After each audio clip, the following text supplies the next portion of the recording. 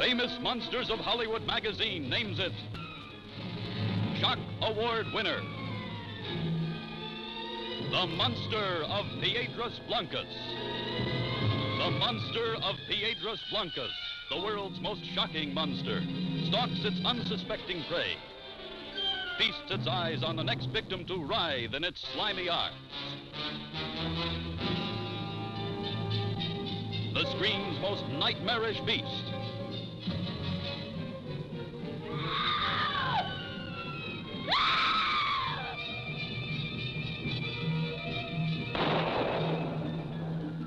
A claw-fingered, scaly-skinned, half-human crustacean, turning a lonely lighthouse village into a frenzied bedlam of blood-curdling horror.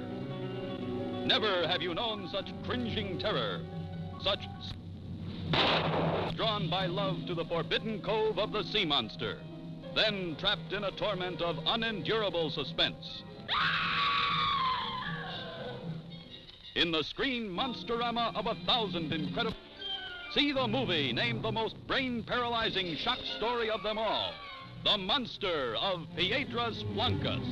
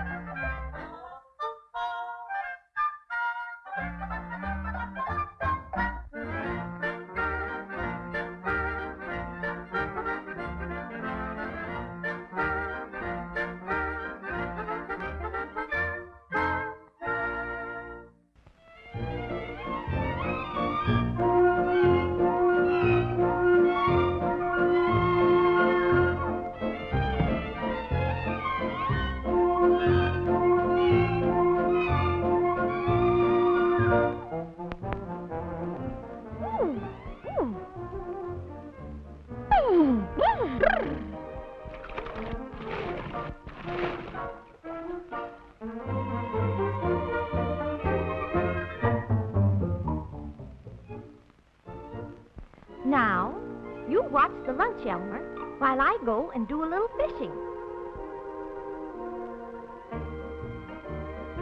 And if you don't, I'll...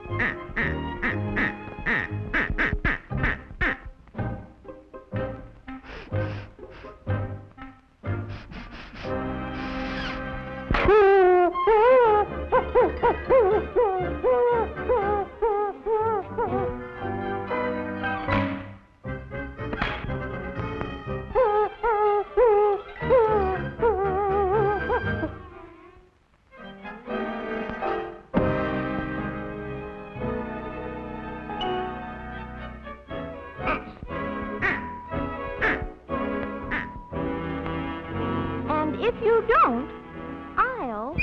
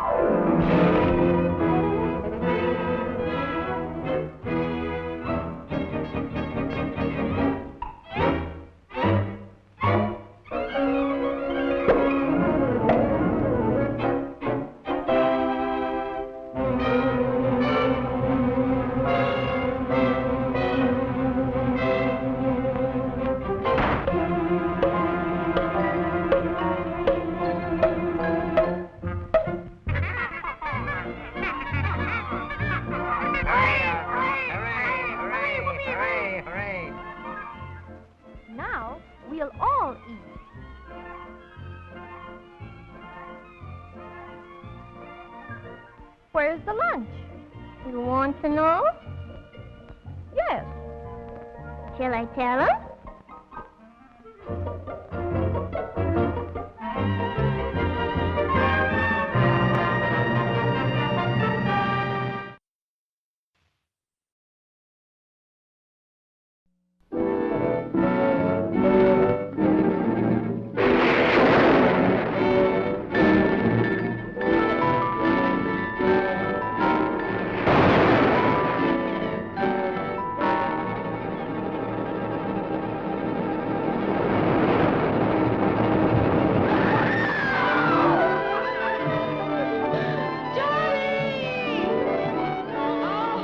Night tide.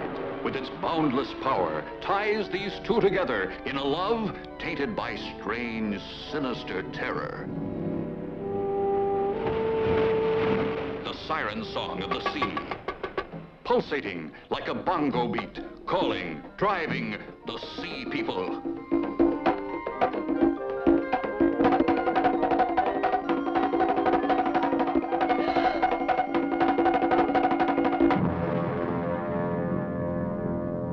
You saw how she looked at me, how she spoke to me. She's one of them. She's one of the sea people, and Johnny, I'm so afraid. You're a stranger here, and I guess you don't know what everybody here knows. Ellen, dear. In the past 2 years, Maura's had 2 boyfriends, and they're both dead now.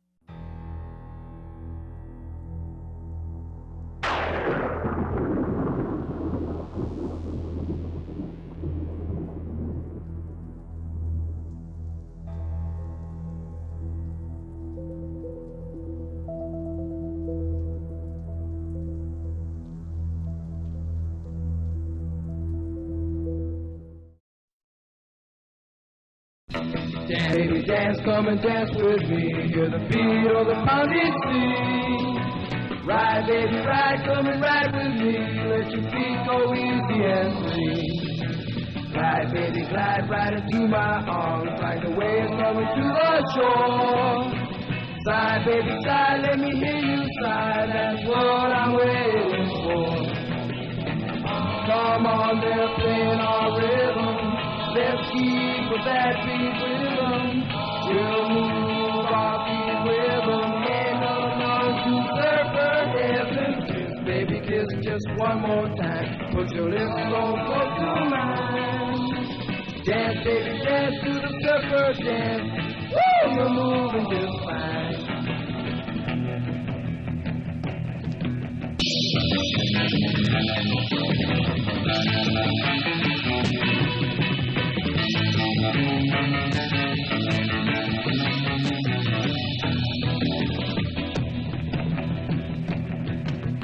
Kiss, baby, kiss just one more time. Put your lips so close to mine. Dance, baby, dance to the surfer dance. Woo, you're moving just fine. Keep on pushing that line. Surfing, baby, of mine. Surfing, baby, of mine. Woo! Surfing, baby, of mine. Surfing, baby, of mine. Surfing, baby of mine. Surfing, baby of mine.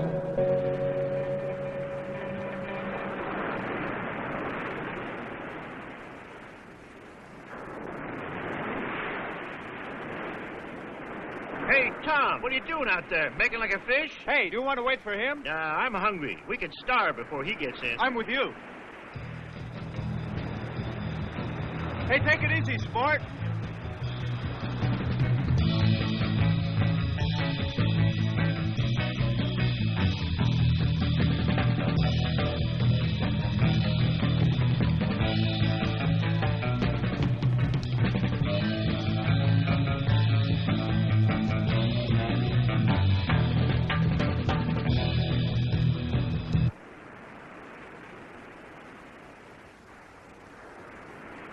Mayonnaise, mustard, and some pickle relish, and just a little bit of sand.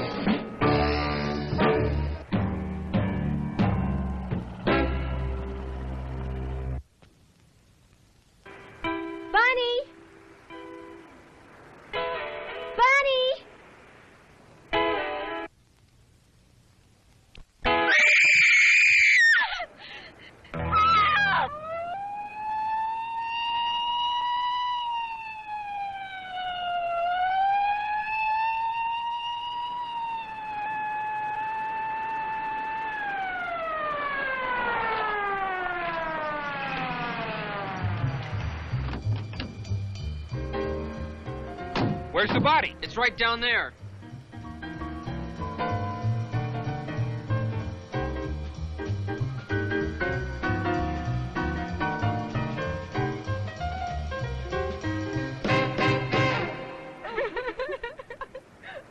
Where's the body? She's over there, Sheriff. Follow me. All right, where were you kids when this thing happened? Well, I was just sitting over there with Richard. We started... Wait a minute. One at a time.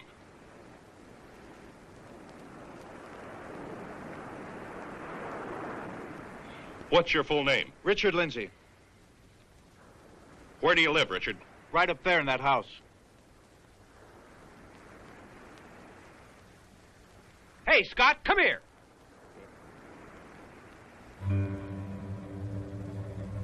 What do you make of this?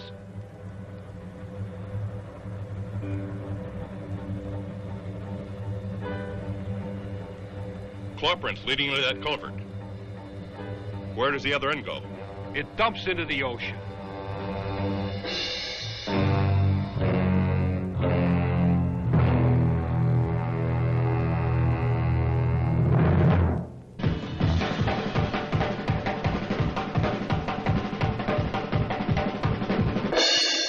Well, Sheriff, it's not the claw print of any fish in this area. The men at the lab can't tie it down either. They suggested that you, being an authority on fish, might know what it is. Well, it's amazing. It looks exactly like the South American Fantigua fish. That's a carnivorous man-eater. It can live in or out of water. Weighs about 100 pounds. Well, that's a pretty good size, but whatever made that print had to weigh at least 250 pounds or more. Well, I'm afraid that's the best I can do for you. It certainly looks like the Fantigua to me. It could be a mutation, of course. Some of the studies we've been doing here at the lab on mutations are amazing. Mutating? Could this Fantigua fish grow large enough to come out on land? I mean, could it breathe out of water? Yes, it could breathe out of water if it could retain fluid in its lungs. And as a mutation, our studies show it could grow quite large. I hope you can take one alive, Sheriff. It would be a boon to science. Now, hold on, Doctor. I still believe that a human clawed that girl to death, not a fish, no matter how big. And we'll get him, too. Probably some madman. Or one of those surfers that hang around the beach all the time. They're capable of anything, even murder. You think so? Strange. I always found them to be a nice bunch of kids just trying to find themselves. They'll find themselves in your jail one day. I tell you, Sheriff, something's got to be done about them. The boys are nothing but a bunch of loafers, and the girls are little tramps. They contribute absolutely nothing to a decent society. Well, that's not my department, Dr. Lindsay. Right now, I've got to find a murderer. Thank you for your help. I'll tell the men at the lab about this Fantigua fish just to be on the safe side. I'll let you know if we find one. Please do. Goodbye, Doctor. Goodbye.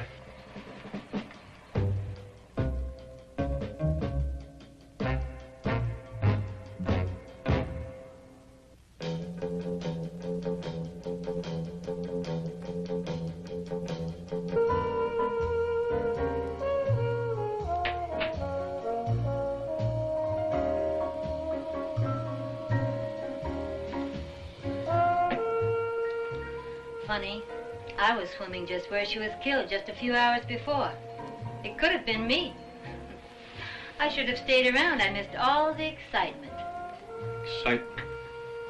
Bunny's dead. Doesn't that mean anything to you? What should it mean to me?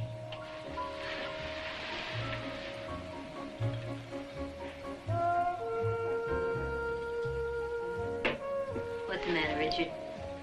Sorry it isn't me dead on that beach?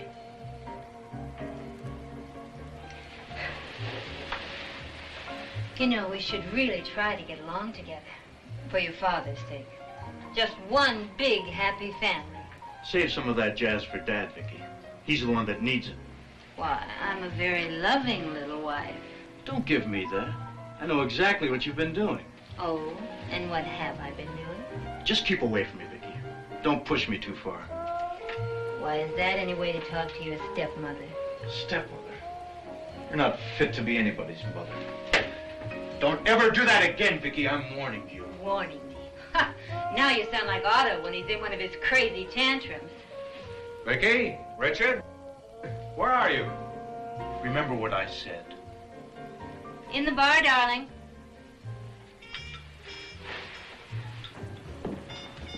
Good evening, Vicky. Hi, son. I bumped into the sheriff as I was pulling in. He told me about Bunny. I'm sorry, son. It's a tragic thing to have happen. Oh, yes, poor Richard. It's upset him terribly. I've got to get over to Janie's, Dad. She's been taking this pretty hard. Oh, I was hoping we could spend some time together. Some interesting things have been happening over at the lab. Remember that experiment you were helping me with? Dad, not tonight. Jane's been half out of her mind over this. Sorry, I didn't mean to interrupt. Can I see you a minute, Rich? Good evening, sir. Evening, Mark. See you in the morning, Dad. Let's go to your room. He hasn't too much time for you lately, has he? No, he hasn't been in the lab for months.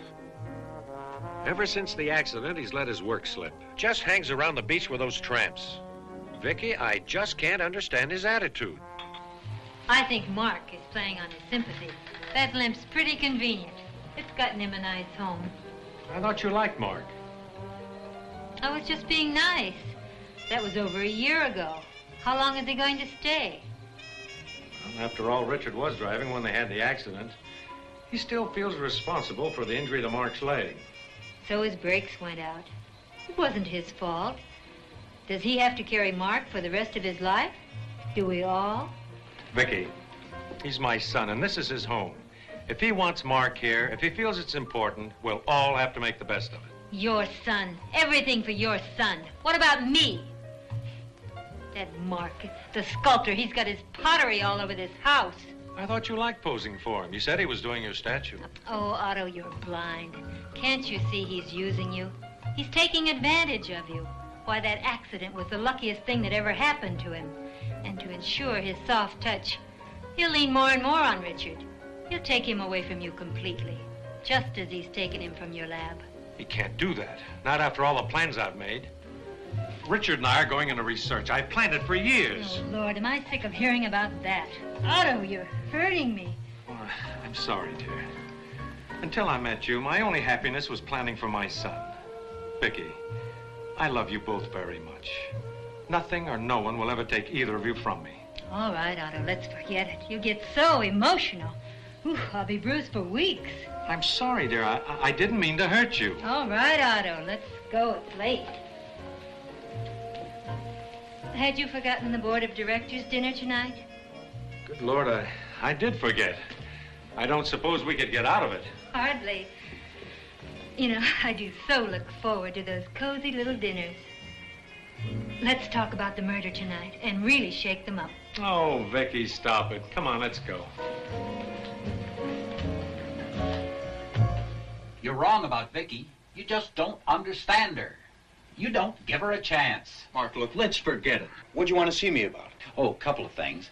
One, Dale dropped by some film he said you wanted to see. Oh, the film on Hawaii. Where is it? It's on the projector. And I wanted to show you something I did. Let's take a look at it. I'll just have time to run it before I go to Janie's. What is it with you and this surfing jazz? All of a sudden, it's such a big thing. Listen, Mark, I'm just beginning to realize there's more to life than just test tubes and fish. I'm going to live a little before I settle down again. I'm going to grab my girl and get married, and then I'm going to surf on the beach at Waikiki before I get too old to enjoy it. I've got a feeling that is not what your father had in mind. I know. I haven't found a way to tell him yet, but well, I've got to live my own life, Mark, not the one Dad's picked out for me. Life's too short. Today proved it. Bunny's gone just like that. I just want to store up some happiness for Janie and me before our time comes. Rich, if the accident or my living in this house has caused you to change your plans, to give up your career... Mark, the accident just opened my eyes to what I've been doing. Or rather, what I haven't been doing. I want you to stop taking life so seriously. Man, it goes by too fast. Too fast to waste. Come on, get the lights. Will you see these films? The surf is great.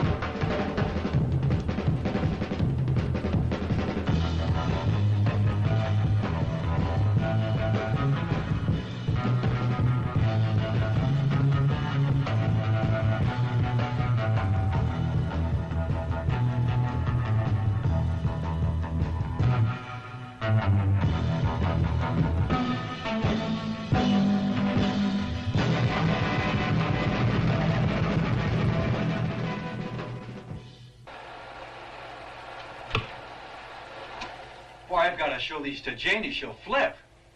Hey, I've got to get going. Hold it, hold it. Now, there's something else I want to show you, and it'll only take a minute. All right, buddy, what is it? It's in my room. Come on. It's over here. Rich, this is what I wanted you to see. It looks like Bunny. I used her as a model a couple of months ago. I was wondering, do you think her folks would like to have it now? I'm sure they would. Why don't you take it over to them? Well, it might be better if you took it over. I've never met her folks. Come on, Mark. Why don't you get off it? Stop being afraid of people. You made it. You take it over. Yeah, I guess you're right. All right. I'll take it over tomorrow. Yeah, I've got to get going. Say, why don't you come with me? We'll stop by Bunny's house on the way back. Oh, I can't tonight. I've got to work on Vicky's statue. Yeah. I'll see you.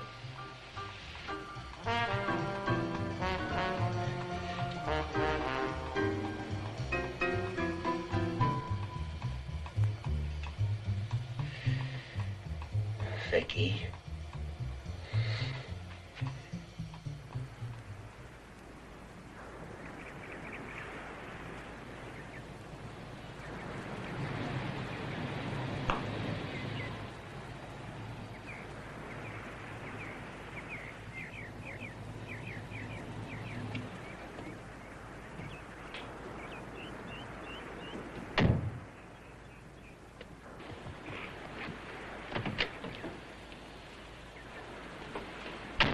Are you sure you don't mind if we don't go down on the beach today?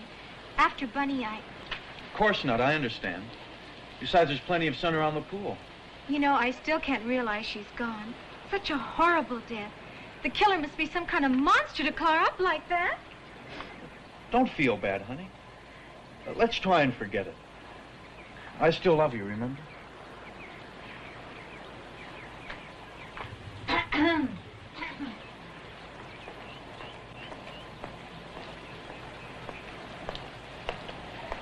My, what a touching little scene. Hi, Vicky. I see you brought one of your little mermaids home. How nice. Well, I'm going down to the beach before I play model for Mark, so you'll have the house all to yourselves.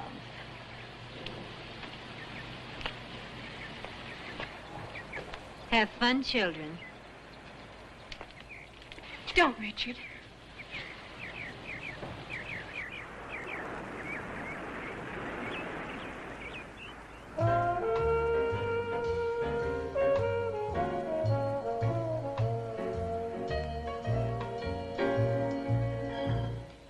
You're right, it is beautiful by the pool.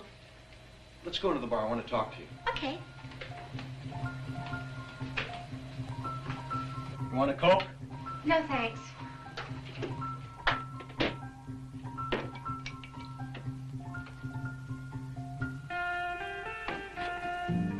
It's too bad the killer made a mistake. He should have hit Her Highness, the evil queen. That's nothing to joke about. Who's joking? The charming conversation she gave us just now will show you what's on her mind most of the time. How a man like Dad fell into that. He's well known in the field of oceanography, and her cute little title for him in company is Fish Doctor. Real dignity, huh? I know how you feel, Richard, but she's still his wife, and there's no way you can change that. If he could only see her for what she really is. A two-timing, cheating... Hey, are you going to let her ruin our whole day? I thought we were going swimming. You're right, lady. Come on.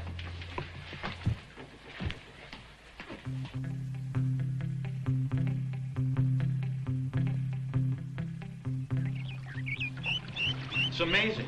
Every time she sees me, she's just got to bug me. Of course. She knows just how to get you mad, and you haven't sense enough to realize that she's doing it on purpose. You're not terribly bright, are you? You know, I really don't know what I see in you. Oh, that's so. Yeah, yes.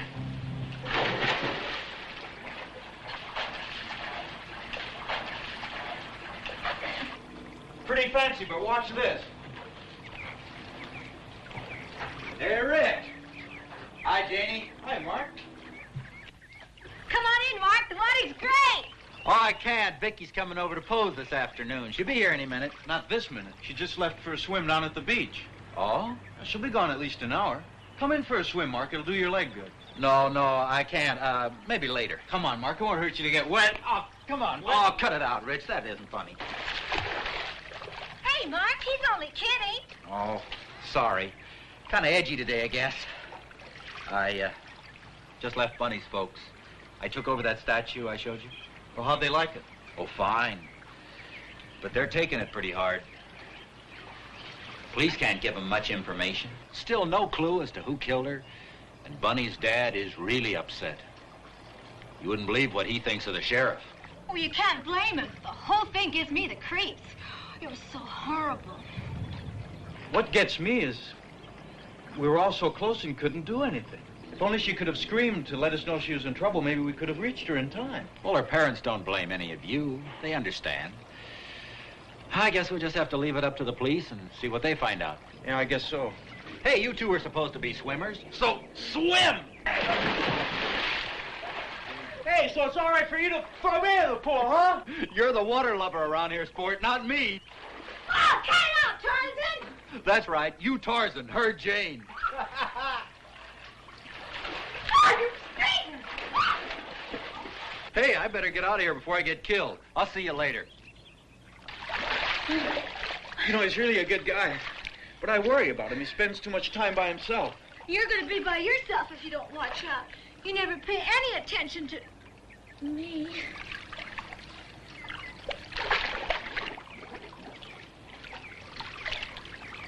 Oh, wow. Okay, Esther Williams, you're pretty fancy. But watch this.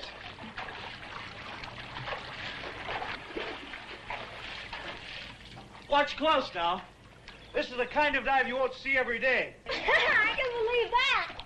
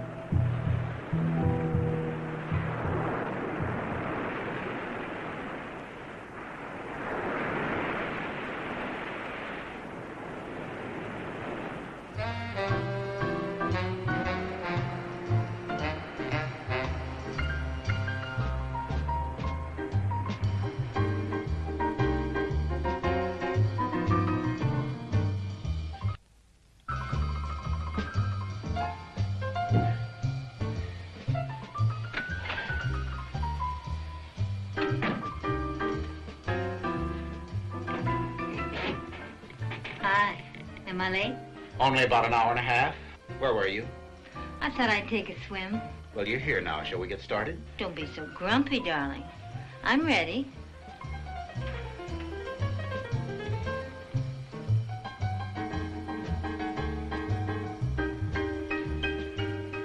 You're in the wrong position.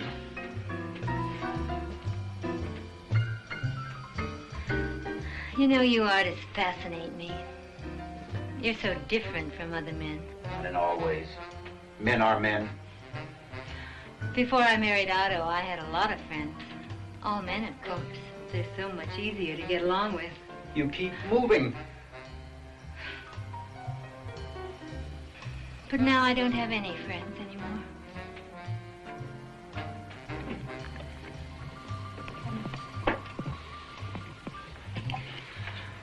I'll bet you know what it's like to be lonely. You do understand.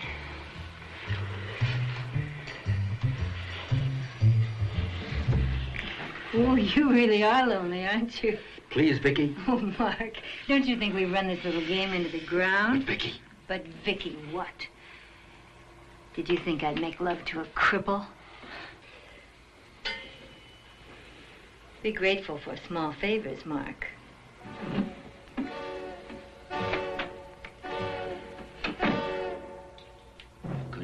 Kill her. I could kill her!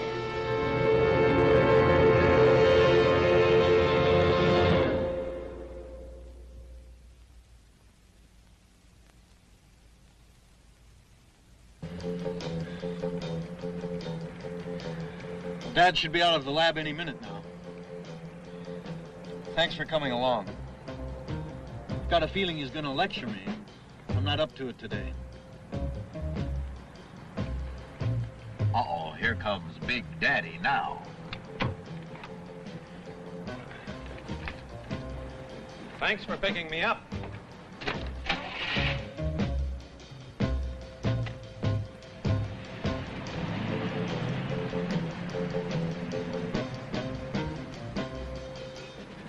Well, Mark, how'd it go at the doctor's today? About the same. Still no feeling in the leg. I keep telling him we should be giving it more exercise. Why don't you come swimming with us tonight and work it out a little? Swimming? I thought you said you'd come back to the lab with me after dinner. I'm sorry, Dad. Janie and I are going to a big party down on the beach tonight. I should have checked with her sooner. Check with Jane? What about your work? How much longer do you think I can make excuses for you at the lab? I want to talk to you about that, but not now. Why not? Mark knows how I feel. We can talk in front of him. It's got nothing to do with Mark. I'm not so sure. You weren't like this before the accident. Look, I've spent years and money building up a reputation for you to follow in. Now look, son, what are you thinking of? Dad, look out. I've had enough accidents for a while. I'm sorry, but you're driving me crazy with this I don't care attitude of yours. Richard, what are you going to do? Rich, pull over here. We're almost home. I can walk back, then you and your dad can talk it out. Buddy, what kind of a friend are you? Mark's right. Let him out. We're going to talk this out right now.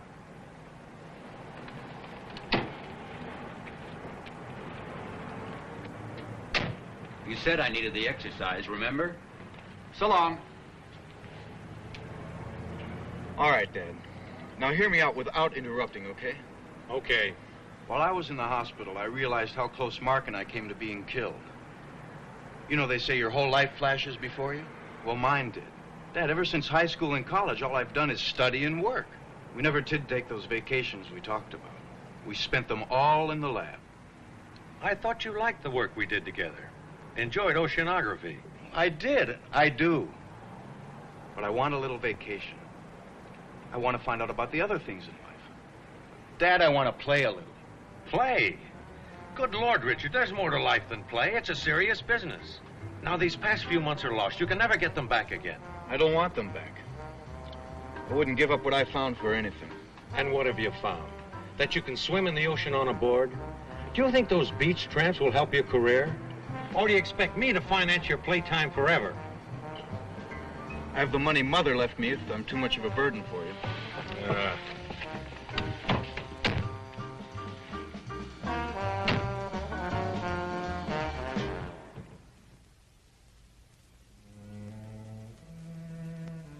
That's it, Richard. I don't want to hear any more about it.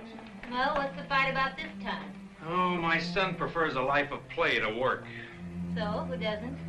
Well, I won't allow it. I will not stand by and see him throw his life away. That's for his own good. I'll stop him somehow. Sure you will.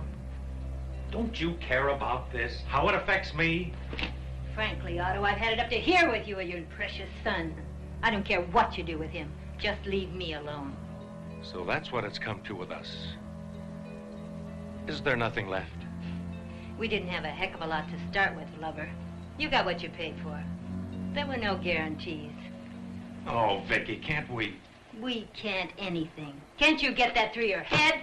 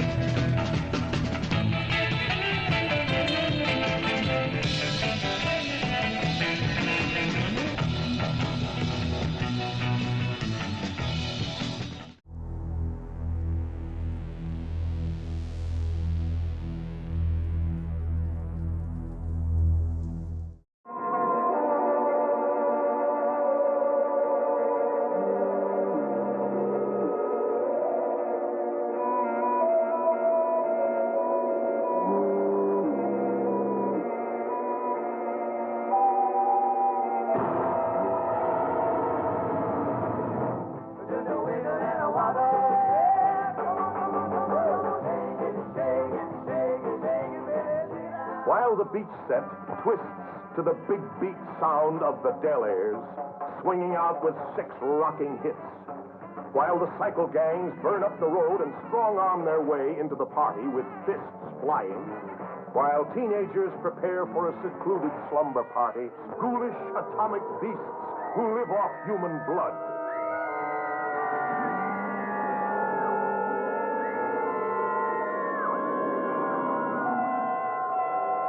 Again and again, the fiendish monsters struck like nothing that ever stalked this earth.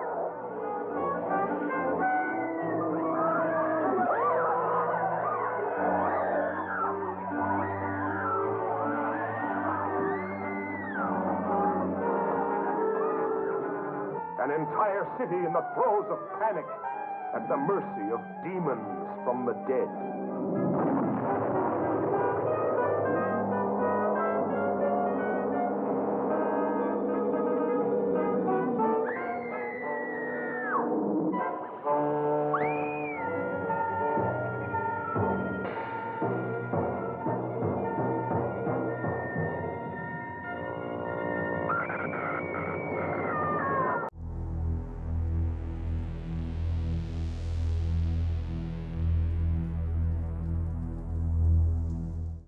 Vicky?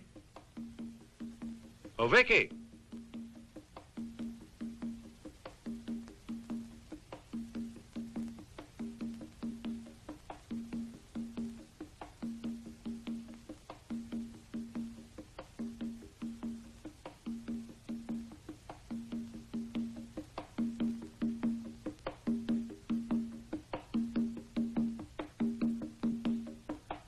What did you want?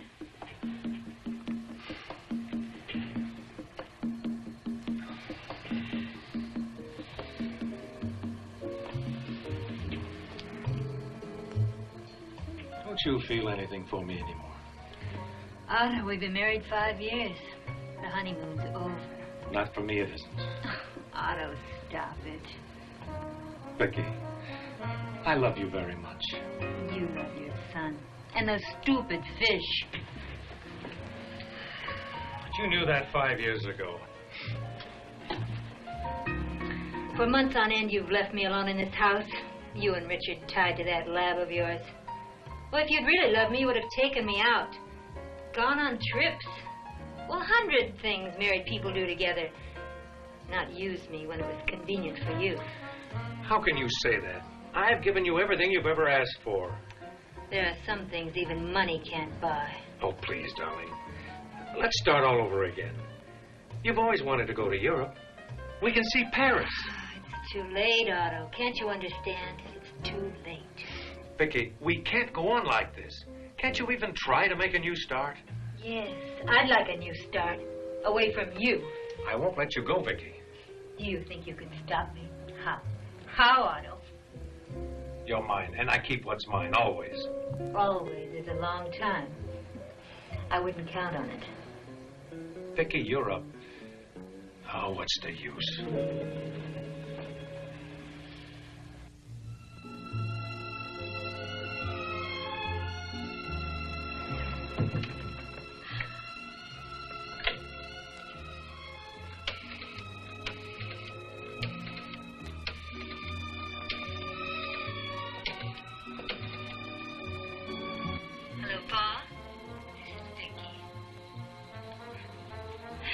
I can't wait to see you either, darling.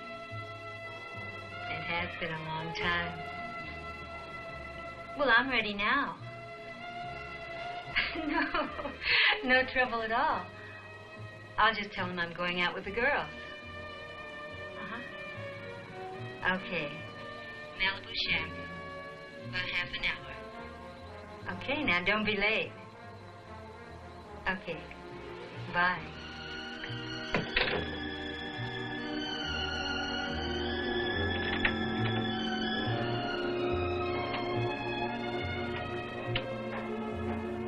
Oh, Becky, come here. What is it, darling? Where do you think you're going? Oh, I'm going out with the girls. You've got a date, haven't you? Why, Otto, you do surprise me. Becky, I don't want you going out tonight. There's a killer loose around the beach. A killer? Oh, really, Otto, that's reaching, even for you. Ta-ta.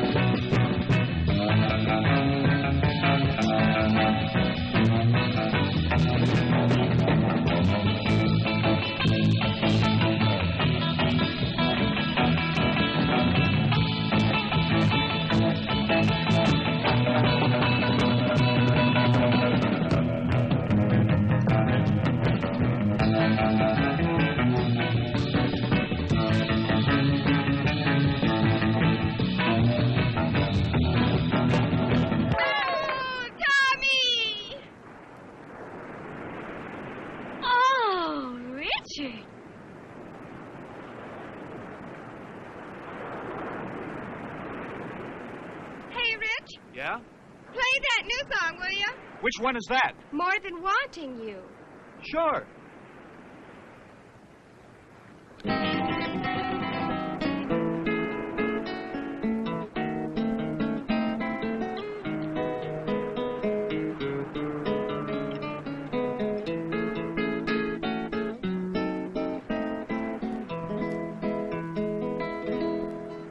It's much more than my just wanting you, and it's more than my mere having you.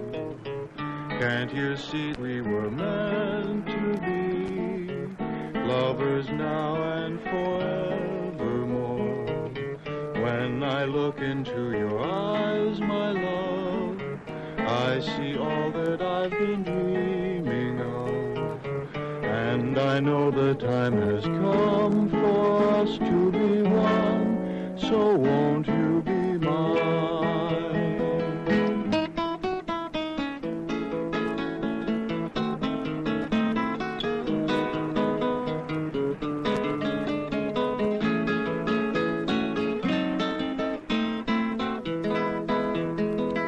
It is true that I have roamed the seas till I thought it was my destiny to spend my life alone without a love of my own.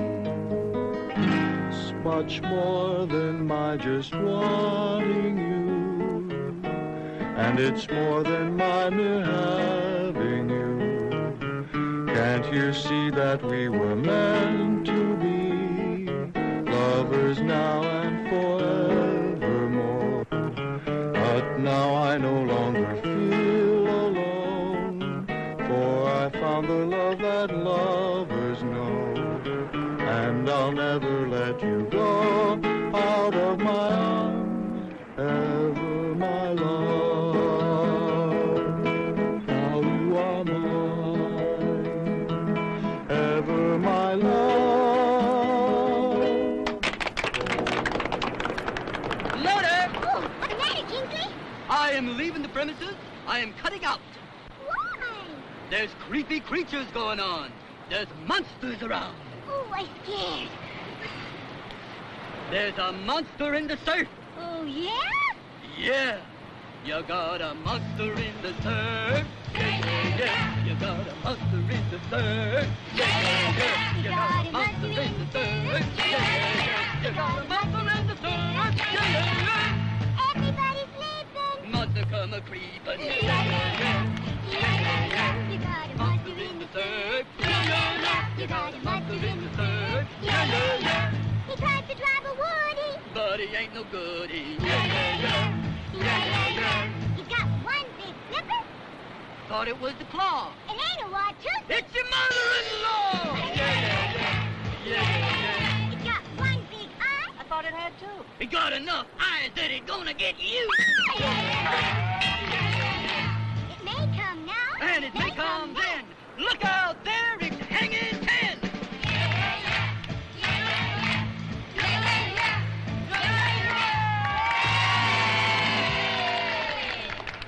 Let's check the action down the beach. Hey, let's hit the surf. Yeah, let's go, boy.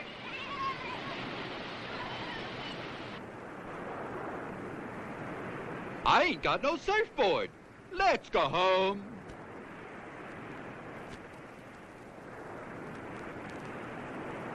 Oh, Tom, I left my fins up in the blanket. Could you get them for me? Oh, you'd forget your head if it wasn't attached.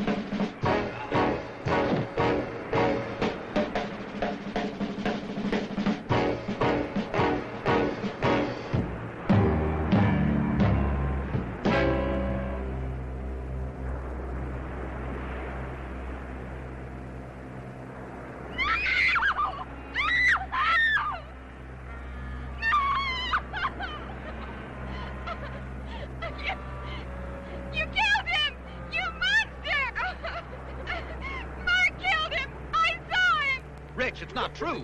Why should I kill Tom? It was some kind of a monster. A crazy-looking thing with a big fish head and some kind of a claw. Mark, wait a minute. A monster here on the beach? Look, he's all clawed up. Just like Bunny was. We'd better call the sheriff. Richard, you can't believe that I did it. I'll call the sheriff. Brad, watch things, will you? You bet I will.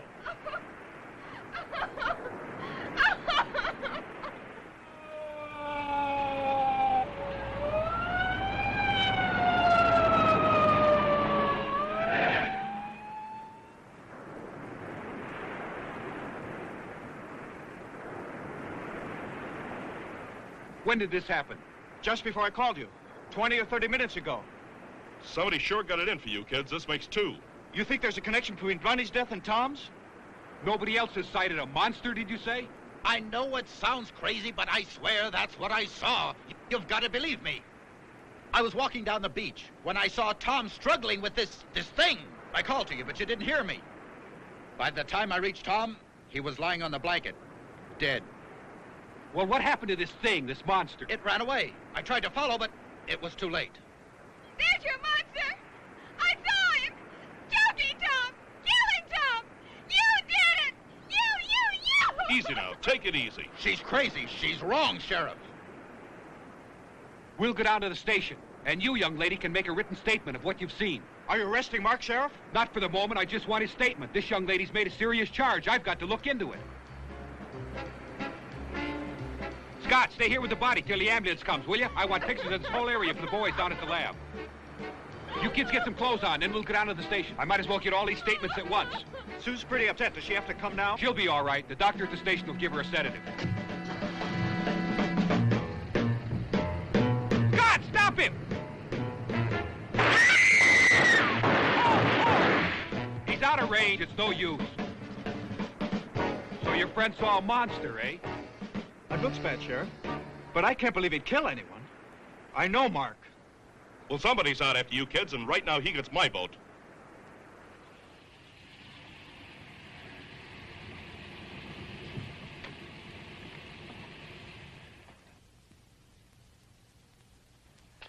Oh, thanks for the wonderful evening, Paul. Just like old times. I'll call you soon. Bye.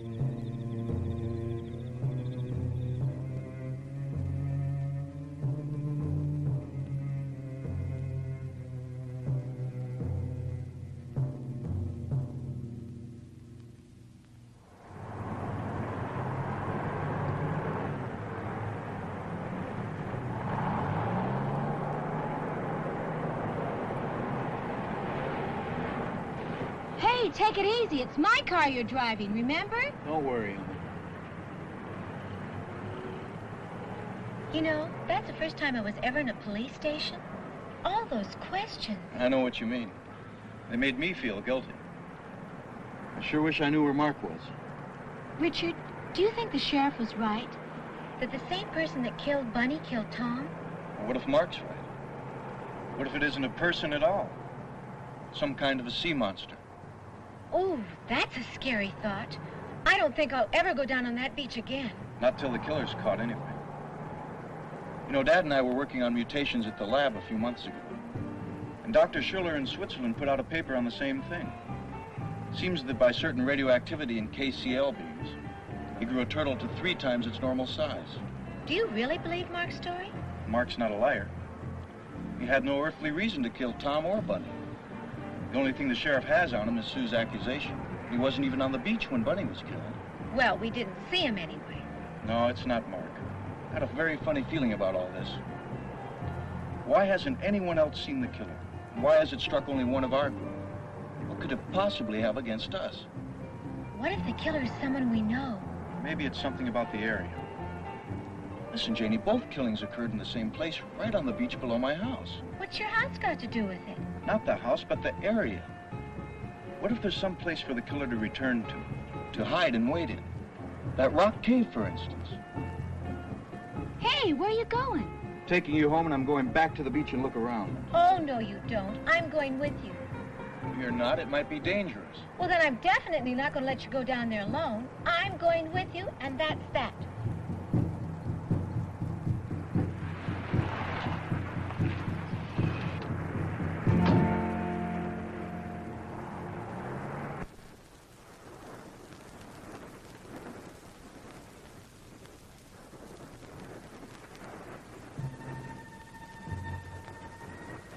What are we looking for? I don't know. Something that shouldn't be here, I guess. Well, the sheriff's men have been all over this sand, and they haven't found anything. Wait here, Janie. I'll just be a minute, honey. Okay, be careful.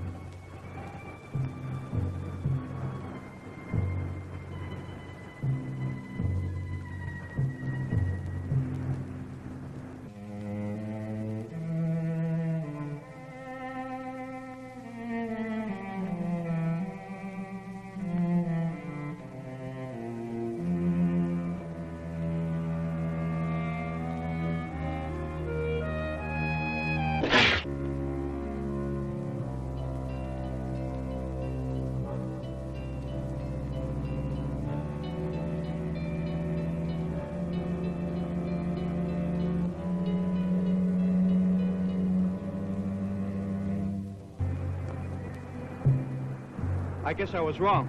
Couldn't find a thing. I was so sure there was something about this place. Ooh, let's get out of here. This whole place gives me the creeps. We'll go to my house and I'll make you some hot coffee. Guess I'm not a detective after all. I'll have to find another way to help Mark.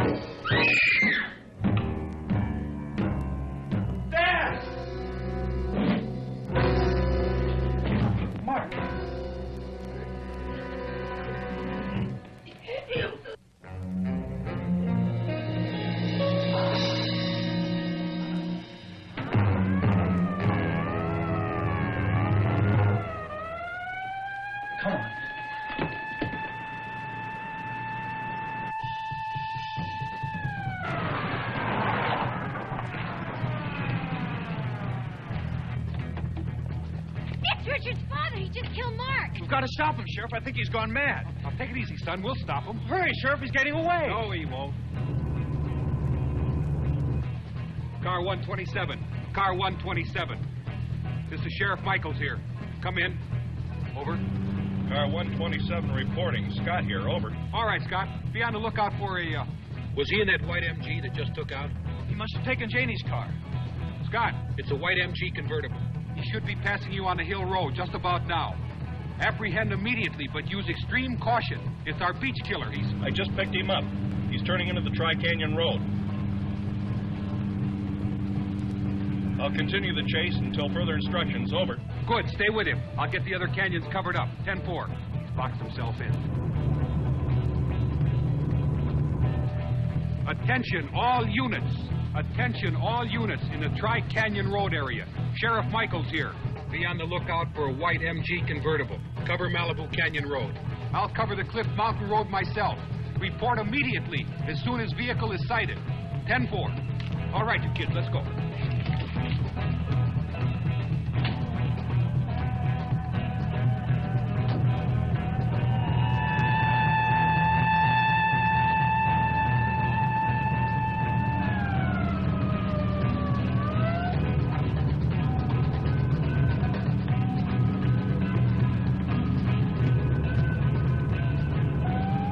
Why did he do it, Sheriff? I'm afraid he thought he was doing it for you. For me? That's right.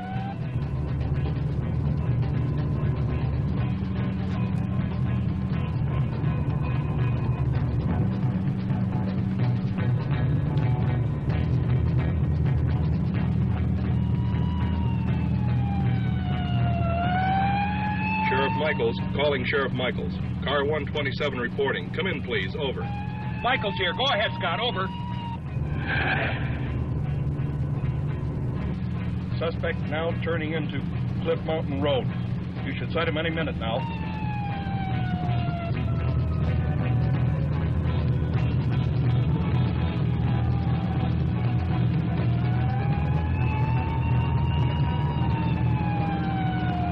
I got him, Scott. Okay, 10-4.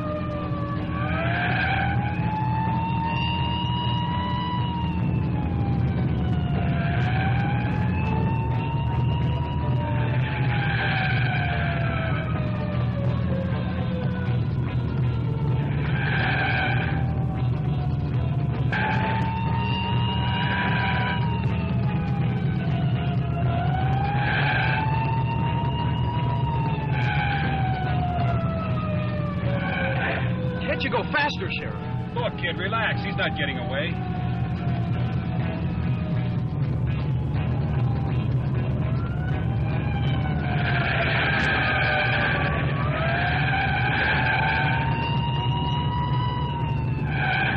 He must be insane.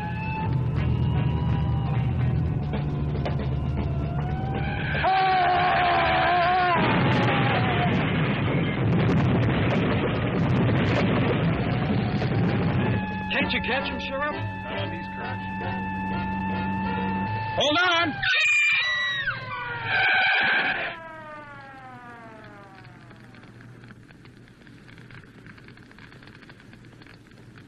I guess we lost him. Look back there, Sheriff. He must have gone over the cliff. You're right. Come on!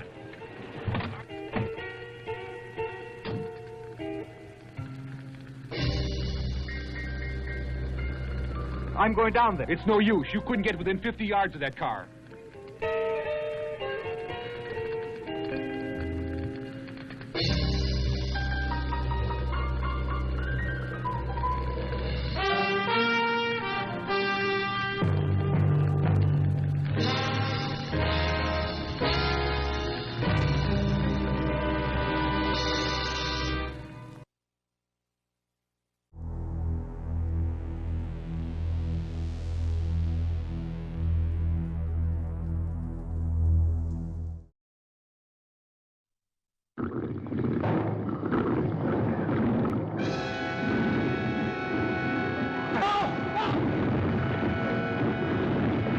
A tidal wave of terror engulfs the screen.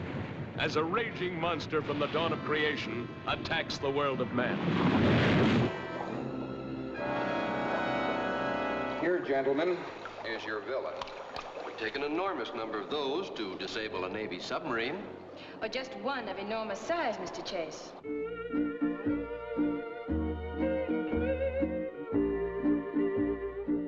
I see they picked an Adam sub to go out and fight this thing. Why is that, Commander? Could be because of the new electronic equipment, or her speed. Was she ordered back here from Hawaii just for that? That's right. Think it's as bad as that, do you? I think we're lucky she's here. The H-bomb blasted it loose from the depths of the Pacific. But not even the H-bomb can kill it. Unknown object coming this way. Entering minefield. Stand by, number 38, mine. Fire. Go up. Ready, number 12, south. Fire. Coming on through. That's the end of our first line of defense, Miss Joyce. Then the red alert.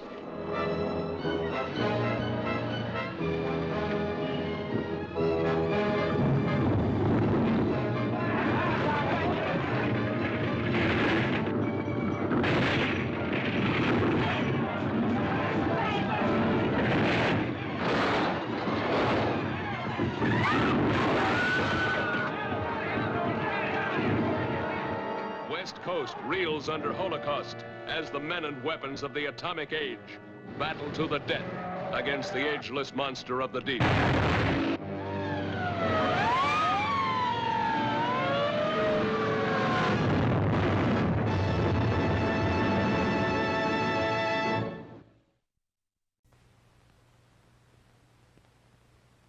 Start the day with a song and sing the whole day through. Even while you're busy working, do just like the birdies do. Though the day may be long, you never will go wrong. Off key, on key, any old key, just start the day with a song.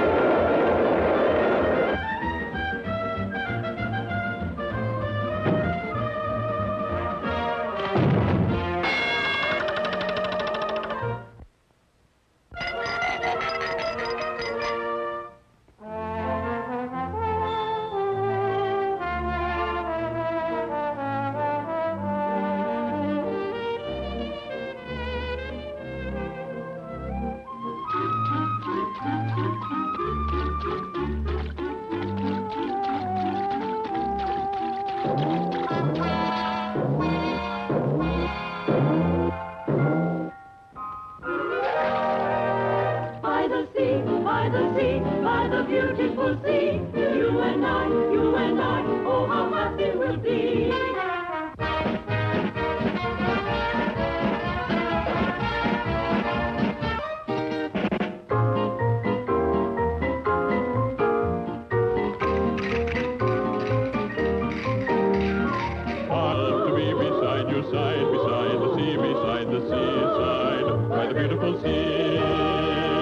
How about joining in and singing with us? Just follow me. By the sea, by the sea, by the beautiful sea. You and I, oh how happy we'll be. When each wave comes a-rolling in, we will duck or swim, and we'll float and pull around the water, over and under, and then up for air. Miles rich, so now what do we care? I love to be beside the sea, beside the seaside, by the beautiful sea. Joe and Jane were always together, and both of them liked nice summer weather, so Sunday mornings off they would be, at break of dawn, down to the sea. Jane looked very sweet in her bathing suit. Joe would say, oh Jane, you are awfully cute. Then he'd grab her hand, say, oh boy, you're grand. Gee, I'm glad to be by the sea, by the sea, by the beautiful sea. You and I, oh how happy we'll be. When each wave comes a-rolling in, we will duck or swim, and we'll float and pull around the water, over and under, and then up for air. Miles rich, so now what do we care? I love to be beside your side, beside the sea, beside the seaside, by the beautiful sea. Now let's have a contest. Boys first. Joe looked forward all week to Sunday, 'cause he knew that day was just the one day when he would feel like a millionaire. No work that day, free as the air. Jane was just as happy on Sunday, 'cause that was one day, really was fun day, and to the beach she'd go with her handsome Joe, with his young Whitley. By the sea, by the sea, by the beautiful sea. You and I, oh how happy we'll be. When each wave comes a-rolling in, we will duck or swim, and we'll float and pull around the water, over and under, and then up for air. Miles rich, so now what do we care? I love to be beside your side, beside the sea, beside the seaside, by the beautiful sea.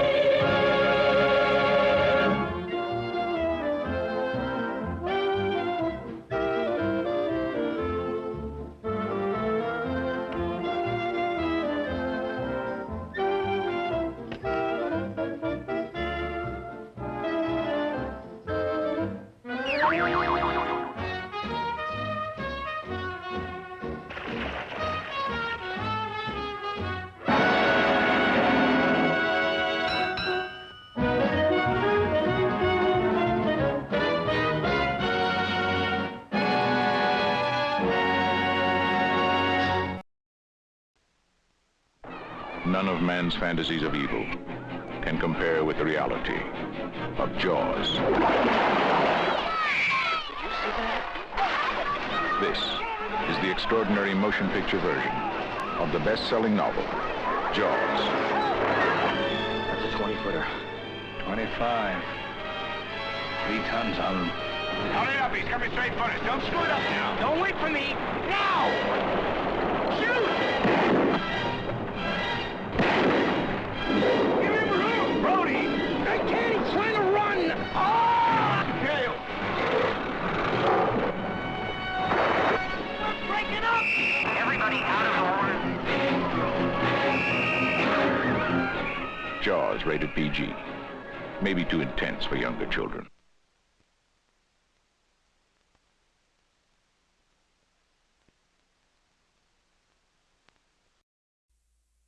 Beyond every fear you've ever imagined, there is a terrifying reality. The great white shark. Get on shore! Port Harbor has been invaded by the ultimate predator. It's coming right at us! The most terrifying motion picture of 1982. Great White. Rated PG.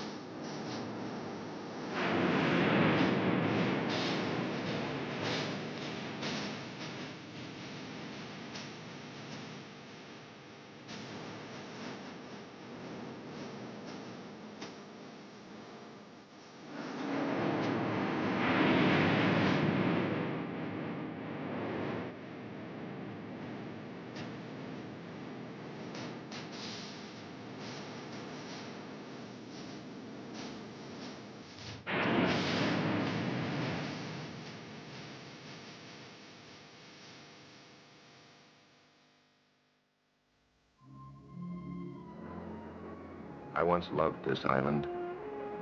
This is where I found peace and quiet. The peace of waves forever breaking on the shore, the quiet of tranquil moonlight on the sea. But when the night wind rises and the fingers of the fog steal in, they say you can hear voices. They say it's the dead growing restless and calling to the living. I never believed it until that evening Vi came looking for me. But you always knew that marriage was out. I never lied to you. But I always thought that... Look, Vi, whatever you thought is your business. But it's all over. It's finished. You should never have come here, and you'll be doing yourself a favor if you take the first boat back. I can't go back without you. Please come back with me, Tom. Just tell her you changed your mind. Nobody even knows I'm on the island. I chartered a private boat over. I won't even go back to the club. I'll quit right now. Vi, will you for heaven's sakes realize when a good thing is over? A second-rate singer like me doesn't fit in the picture anymore. I hear she's quite young and has money, too. Vi, please understand, I'm in love with her. I need you, Tom. No one will ever love you more than I do. I'm sorry, Vi. I'm sorry for everything. Good night, Vi. I still have your letters.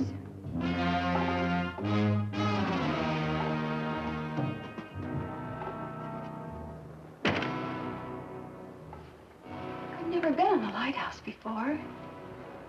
Show me the light, darling.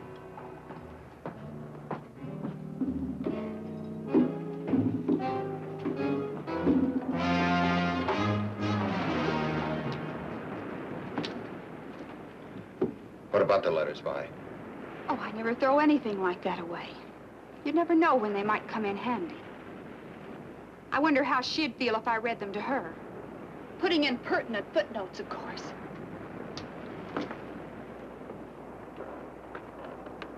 Or maybe I ought to show them to a lawyer. I'm sure he'd know what to do with them. How would a lawsuit fit in with your music career, Tom? How would the piano genius of jazz feel about that kind of publicity? Darling, you look as if you were ready to kill me. Now, you get this straight. I'm marrying Meg. And you get this straight, Tom Stewart. No one will ever have you but me. Help me! Please, Tom, help me! Take my hand! Pull me out! Save me, Tom, please! Please save me! Please!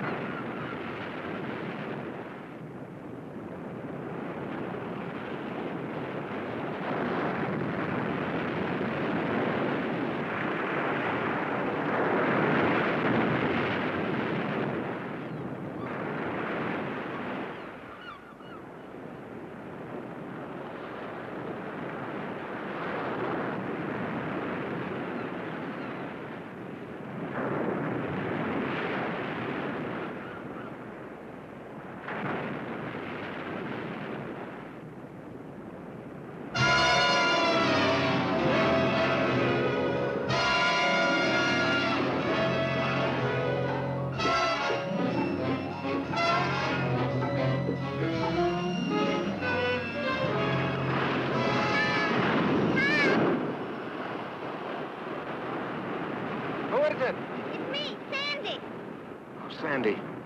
What are you doing? Sandy, look, do me a favor, will you, and run out and play somewhere. I'm busy.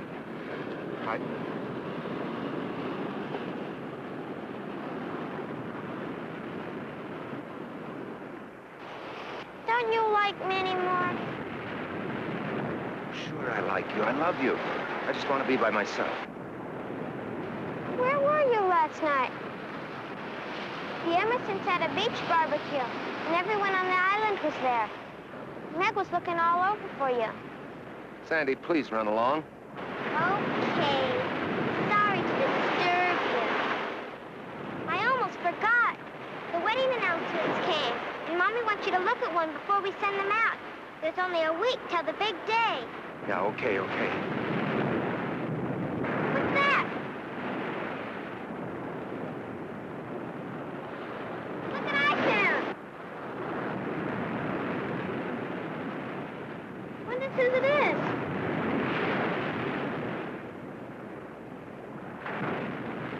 You know anyone named Guy? No. I'll take care of it.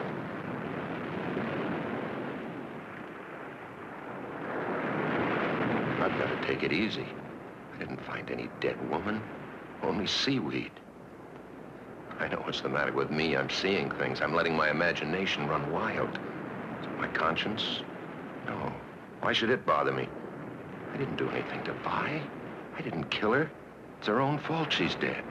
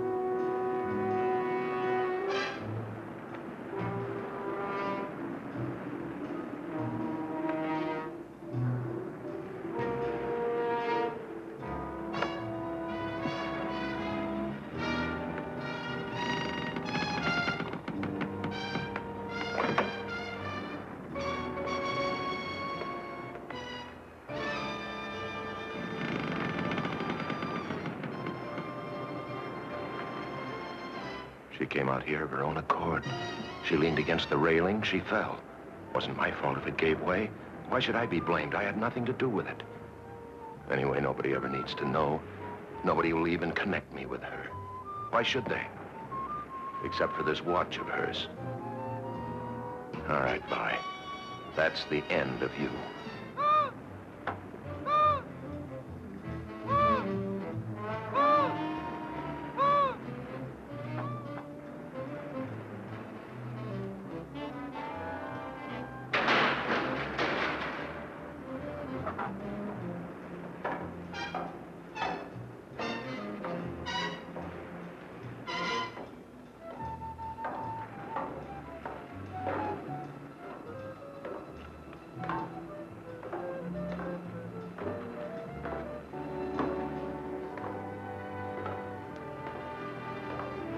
Tom? Meg. Oh, Meg. Meg, it's you. Are you expecting someone else? Oh, no. It's just that I wasn't expecting anyone. What are you doing up here? Looking for you. What are you doing up here in this old lighthouse? Well, at least it's quiet. I wanted to think. I guess I'm worried about that Carnegie Hall thing next month. I wonder if I'm good enough. Of course you're good enough. You're the best jazz pianist in the world. Darling, I never loved anyone before in my life. Oh, nor did I.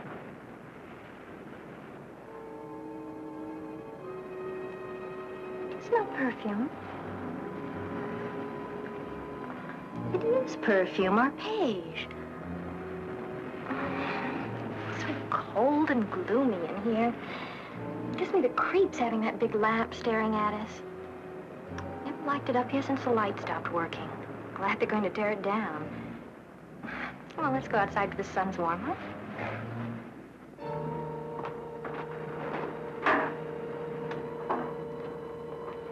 Coming?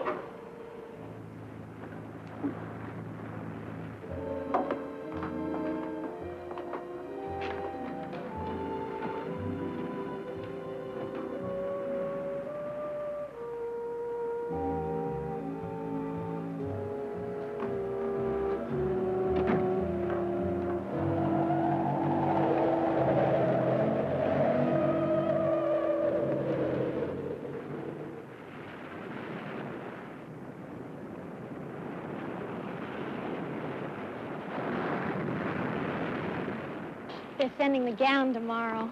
Oh, you're gonna love it, Tom. Ooh, I was supposed to see about a tie for Dad, and I forgot. I'll be so glad when this whole thing's over with, won't you? It'll only be a week more. We can't wait that long, can't we?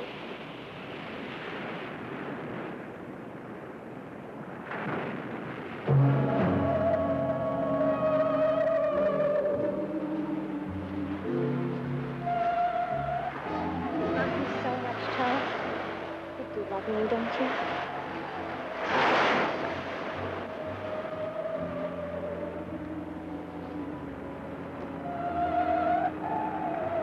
What is it?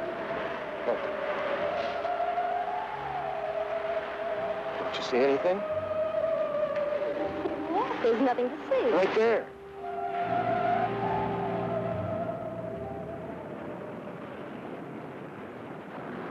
There's nothing there. What's the matter? Meg, I've got to get out of here. Right away. Meg, let's elope. We can catch a boat to the mainland and be married this afternoon. About the wedding. Well, I was never for a big deal anyway. I only agreed to it because you wanted it. Doesn't it matter that I still want it? Please, Meg, please, do this for me. Just go away with me right now.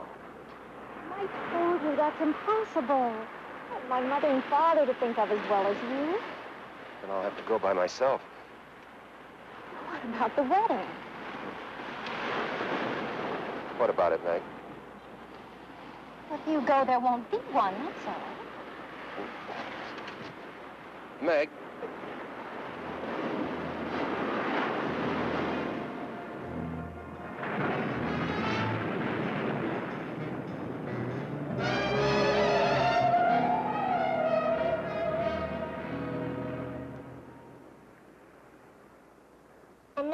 perform the greatest of all magic accomplishments ever performed on this island. The secret cabinet. As you will please notice, the cabinet is empty. Tom, you're not paying any attention. Don't you want to see the secret cabinet? Oh, sure I do. I wouldn't miss it. Go ahead. If I close the doors to the magic cabinet and say the magic words and tap it with my magic wand, abracadabra, we no longer have an empty cabinet. It is now filled with jelly beans. Tom Stewart. Fine one you are. Oh, Sandy. Sandy, if you hate me for the rest of your life, I deserve it. I couldn't hate you no matter what you did. No matter what I did? No matter what. Even like fighting with your sister? Meg's mad at me, you know. She'll get over it. Besides, if she doesn't, you'll be free to marry me. Okay. From now on, you're the other woman in my life. Okay, honey. You run along now. I got some practicing to do. I'll clean up your magic stuff. Bye. Bye, Tom.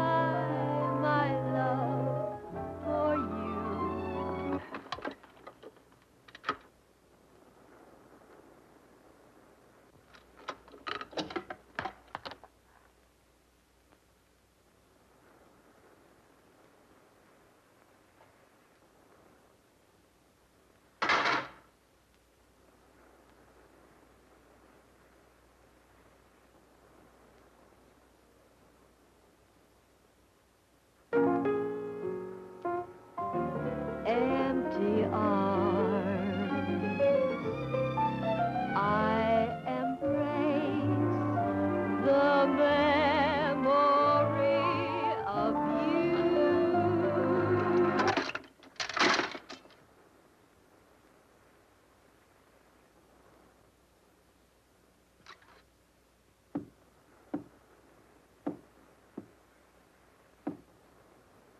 Who's there? Mrs. Ellis, Tom.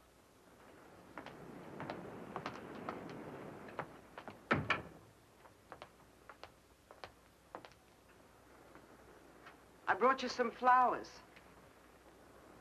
Is something the matter, Tom? What makes you say that? You sound upset. Perhaps I'd better check you another time. Oh, no, Mrs. Ellis. No, come in, sit down. Thank you for the flowers. They're lovely. Sit down right here. Mrs. Ellis, I want to ask you something. It sounds kind of silly, but do you believe that the spirits of the dead can come back to haunt the living? Do you believe in ghosts? What makes you ask a thing like that? You haven't answered, Mrs. Ellis. Nobody believes in ghosts nowadays. Well, do you? If anybody was to ask me seriously, I would have to say no. Of course, a real estate agent runs into many strange things in an empty house sometimes. What kind of things? Well, there was a family named Samuels. They lived in that last house down the beach. One day, their little boy took his dog and went fishing. They never came back, and nobody knows what happened to them. After the Samuels moved away, I signed 3 tenants during that first month, but not one of them would stay more than a few days. Yeah, I know that story, but that doesn't prove anything. They complained about an unseen dog whining and scratching at the door, but that wasn't what made them break their lease. It was the cold up in the boy's room. You could feel it in your bones, a deathly cold. The walls were always damp and stained with seawater. Whatever caused it, the thing came back every night. Did you ever see it, Mrs. Ellis? It's been many years since I've seen anything.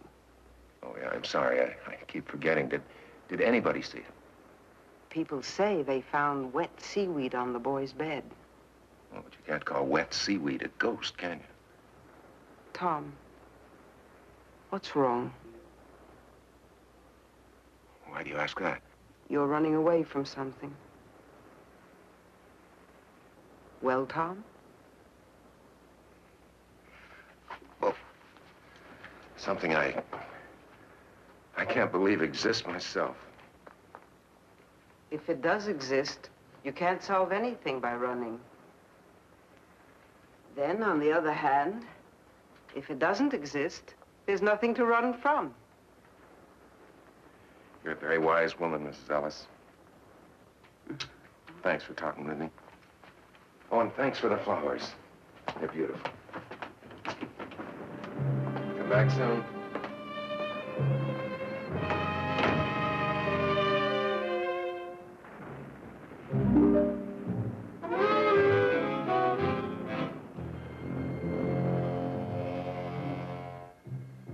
Now, go away.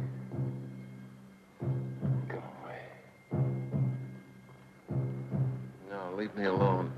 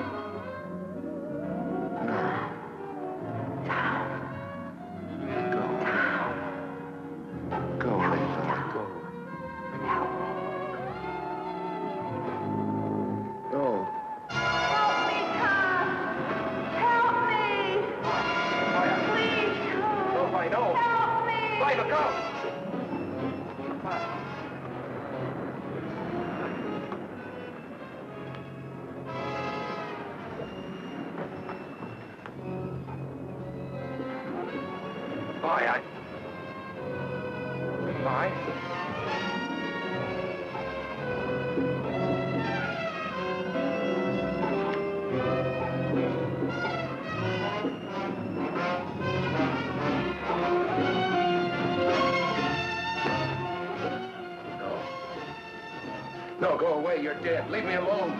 I'll never leave you. I'll always be. Always. Always. Always. Always. Always. Always.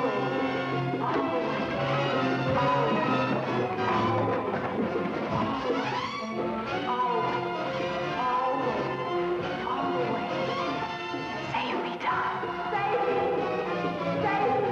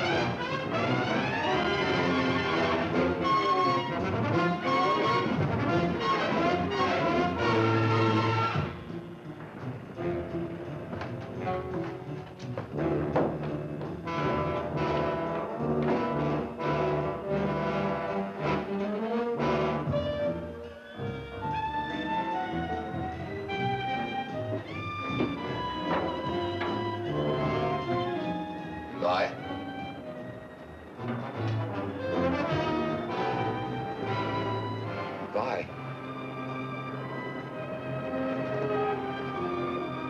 You can't hear me, can you? Because you don't even exist. You're a shadow, perhaps. Light, perhaps. Nothing more. But, Vi, just in case you can hear me, I've come to tell you this. I'm not going to pay any attention to you anymore.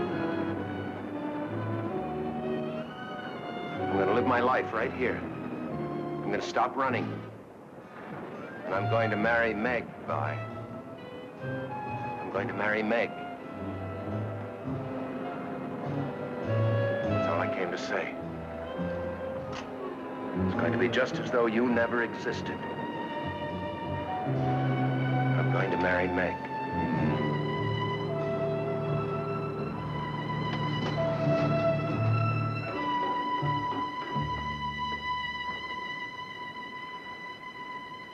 Just in case you can hear me, Vi. Good night. And goodbye.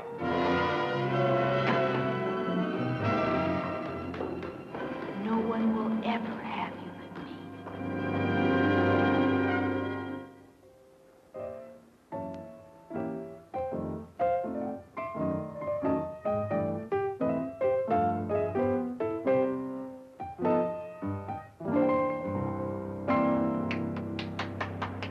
Well, hi. There's Coke in the refrigerator. Help yourself. Okay.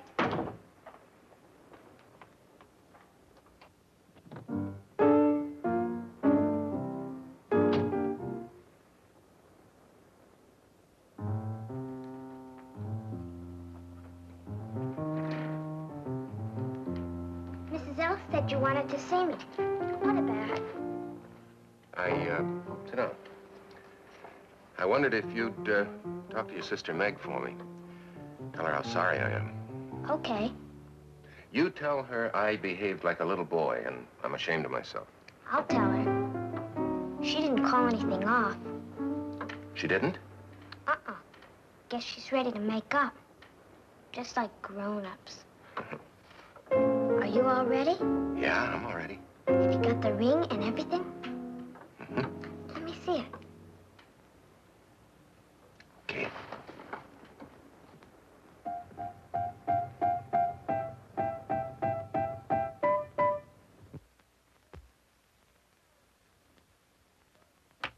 Oh, gorgeous. Meg's sure lucky. Can I try it on?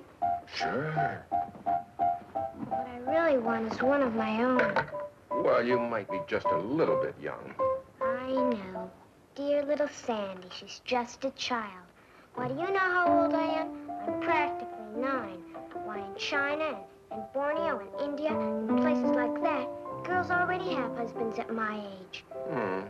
I'd get married tomorrow if I could find someone like you. Can't I please try on the ring? I just put it on your finger. But what on my finger? The ring. I don't have the ring.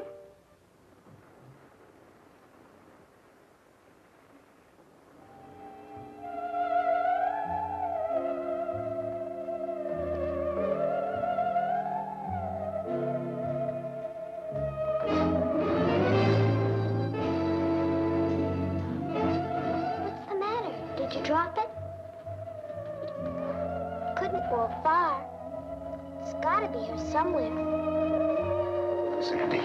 Sandy, don't touch it. What, Tom? That right there. There's nothing there.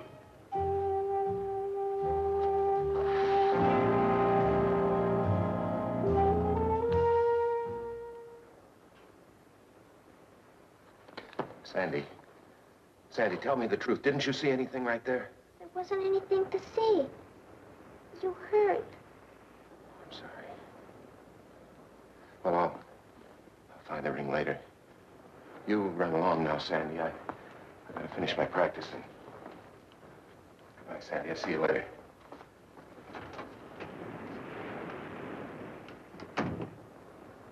All right, bye. I know now you've come back. But it won't do you any good. Because I'm going to marry Meg. Now, what'd you do with the ring, Vi? Vi, what did you do with that ring?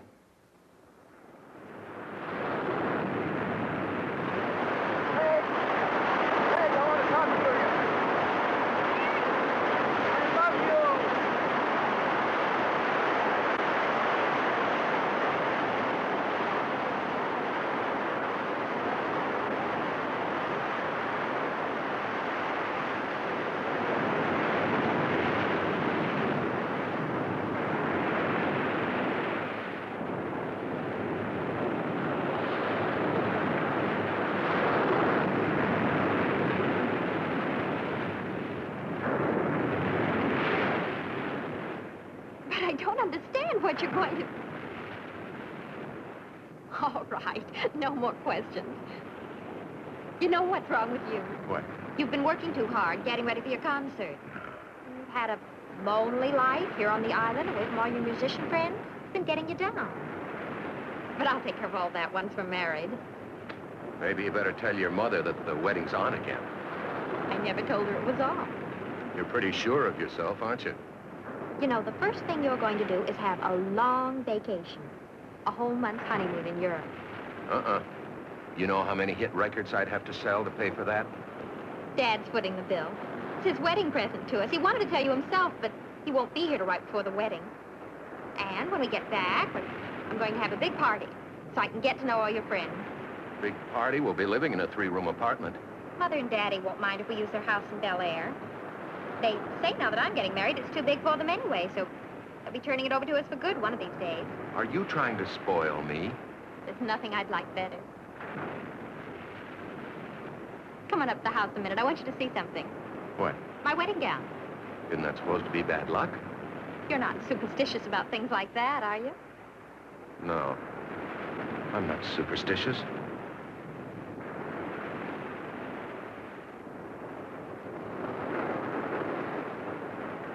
My garden's full of roses this month, and it seemed about time to bring you some fresh ones, so... Hi. Hello. Well, hello, stranger. Hi, Kitty. Where have you been keeping yourself, lady? Some beautiful gifts have arrived, and you haven't seen any of them. Hey, look at this. But you're a dear anyway. Champagne. Fix your drink. Look, another one.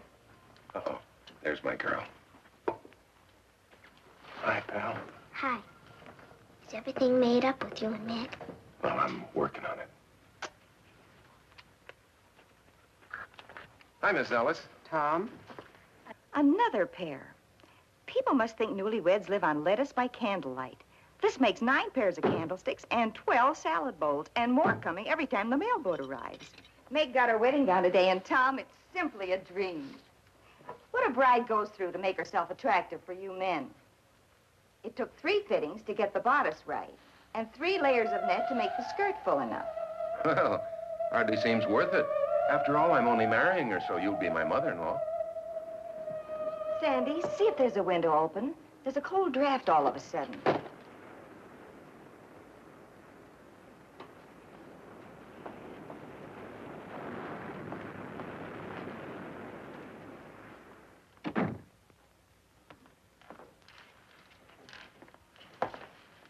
What's that sweet smell? Must be the fresh roses. My roses never smelled like that. It's a woman's perfume. Help me make room for these, dear. In my day, it wasn't candlesticks, it was teaspoons. Mr. Hubbard and I received no less than 78 of them when we were married. Maybe that's a reason for his attitude. When he went back to the mainland, he said he was going to go right to the office and stay there until the wedding. I'm sure you'll never treat your wife like that, will you, Tom? Or will you? He isn't here, Mother. Where is he? I think Meg took him to look at her dress.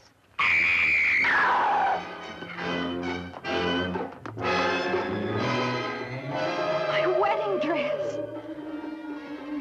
What is it? What did she find? Seaweed.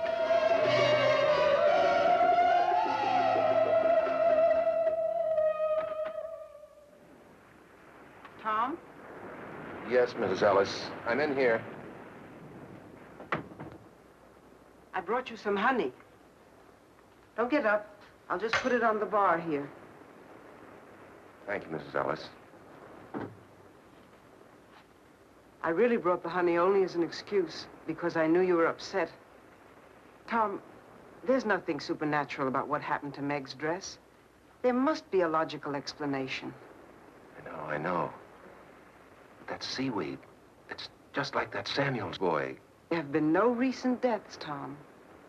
No. Anyway, I'm sure of one thing. I've had enough of her. Who are you talking about? Oh, a friend I used to have, a girl named Vi. She came over here to the island to see me. We quarreled up in the lighthouse. And, well, at any rate, she went back to the mainland. Are you sure that's what happened? What do you mean, am I sure? Well, maybe she didn't go back to the mainland. Maybe this girl Vi is still here and is playing tricks to get even.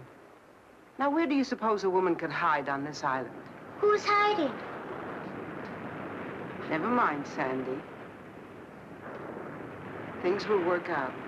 You'll see.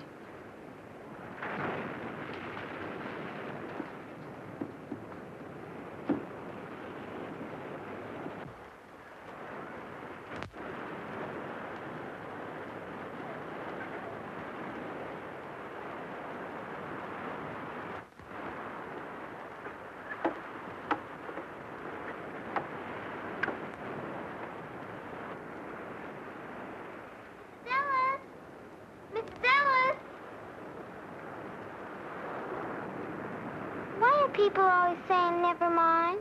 Because there are some things that grown-ups don't want children to know about, Sandy. Those are always the most interesting things. Who is Tom looking for? Never mind.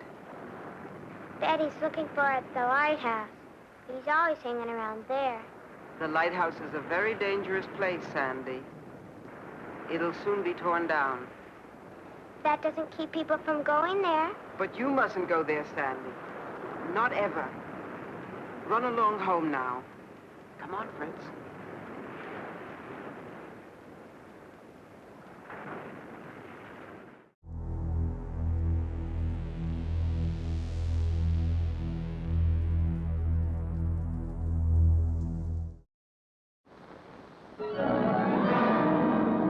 This is the voice of the uninvited.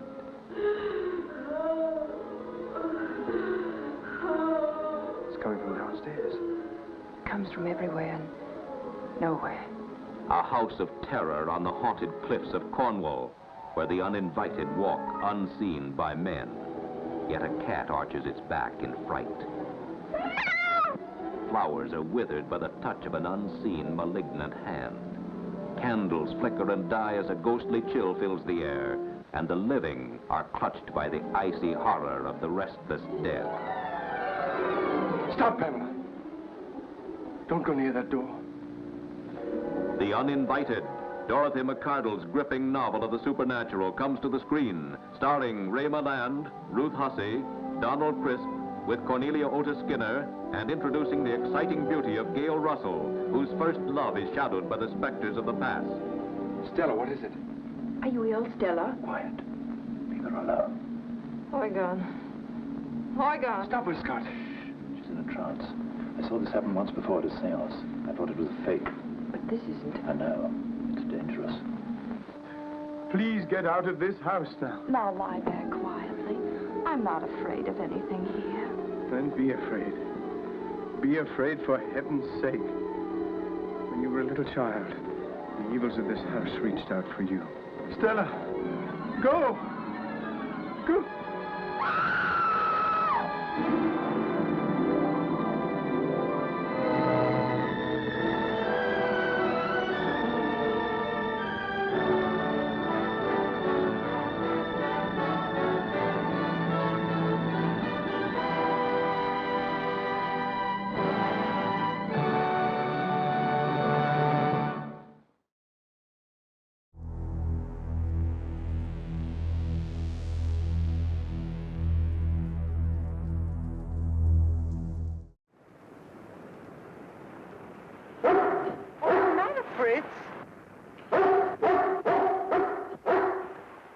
surprised at you.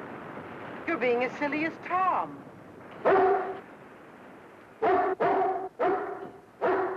All right, I'll go alone.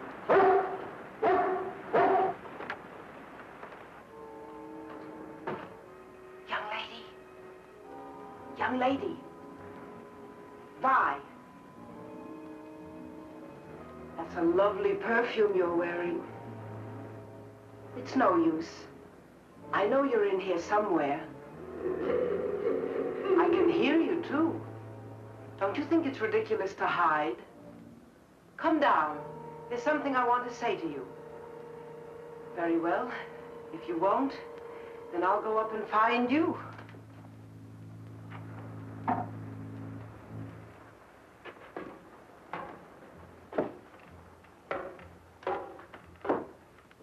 Listen to me, please. I don't usually give people advice, but Tom is a dear friend, and I want to ask you to leave him alone. Are you listening to me? You might at least have the politeness to answer. My, that's a nasty laugh you have. What tricks are you up to now? Wait. Listen to me.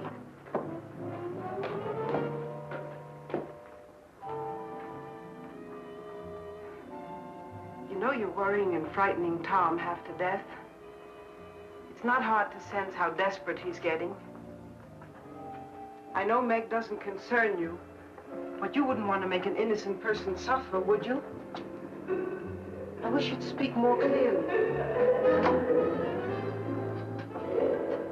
You're trying to make me sorry for you, I suppose. But I can't help thinking how foolish you are playing this absurd game.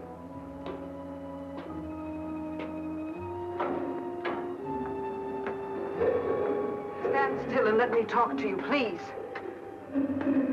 You've caused those two people all the unhappiness you need to. It's time you stopped. You don't belong here, you know. Why don't you leave Tom and Meg alone and go back? What are you saying? I can't hear you.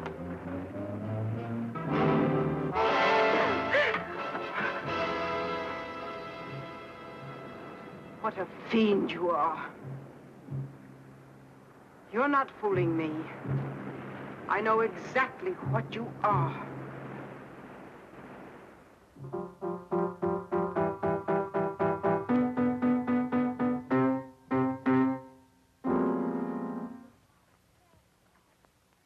It's not fair. You're getting the party, the presents, the husband. I get nothing.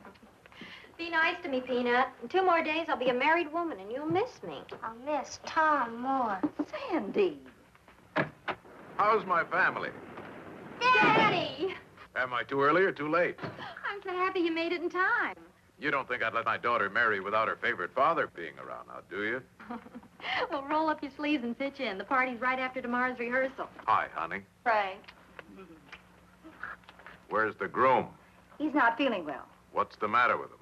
He's been overworking. At the piano, I suppose. Please don't start that again. It's bad enough to accept a musician into this family, but a jazz musician is asking too damn much. Why don't you go to bed, dear? You must be tired. What's the matter with a jazz musician? Be still, brat. Poor Tom.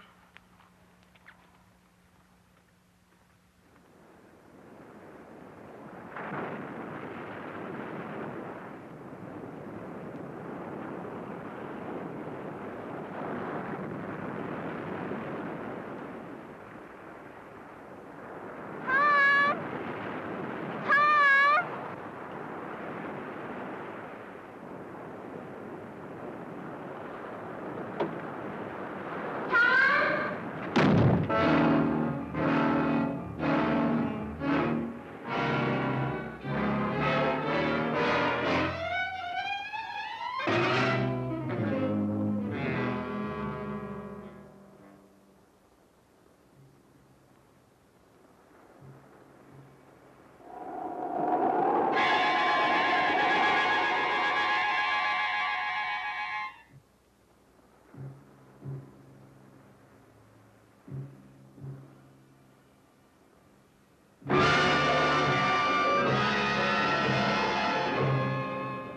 here, kid?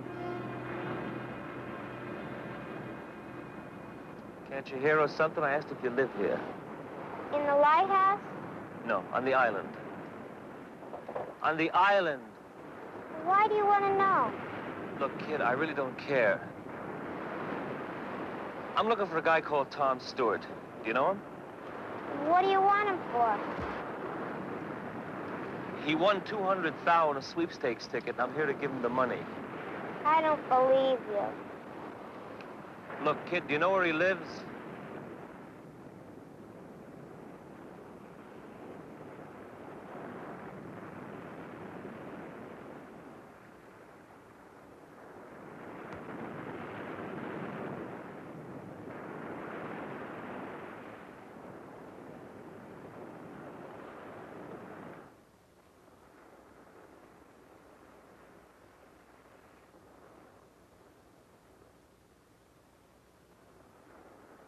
What you looking for, Dad? Not much to see out there, huh? Oh, wow, this is a crazy pad. Aren't you lost, buddy? Oh, man, this sure is. Hey, now, wait a minute. What is this? Look, I don't want nothing from you, Dad. I really don't. She owes me a fin, that's all, and I thought it'd be nice to have. What are you talking about? No sweat, Dad. I don't want nothing from you. She owes me a fin, that's all. Wow, you sure have a nice pad, Dad. Now, look, I don't mean to be rude, but you'll either have to tell me what you're talking about or get out of here. Look, the blonde, the one with the... She owes me some bread, that's all. There's nothing to get bugged about. What she does here is your business. I can see you dig me, Dad. Look, I motored this chick, Vi Mason, over to the island. I got a boat. Now, when she asked me if I'd take her, well, I say okay, but she said she doesn't have the change. This is what she said. Okay, so we make a deal. $5 over and $5 back. Now, look, I haven't the faintest idea who or what you're talking about. Look, Dad, all I want is the bread. When she didn't show by morning, I figure I'd been had. And I know she didn't go back on the regular run because I asked the putt-putt jockey, and he said no. Now, I'm a real square, Dad. I didn't remember the name of the guy she said. Today I remember. How do you like that? Tom Stewart. That's the name of the guy she said when we made the run. So, enough of this jazz, Dad. Come on. I have to leave. Get out. Well, maybe I better wait around until the chick shows. You'll do nothing of the... All right. Maybe it's worth it, $5 just to get rid of you. Here. There you go. What you do is your business, Dad. All I want is what's coming to me.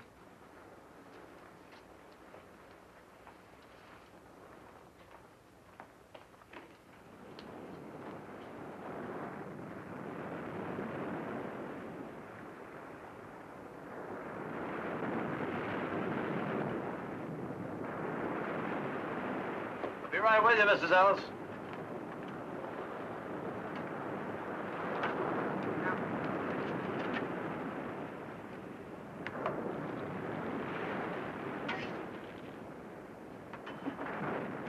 There you are. Plenty of pickle? Yes, sirree. Plenty of pickle.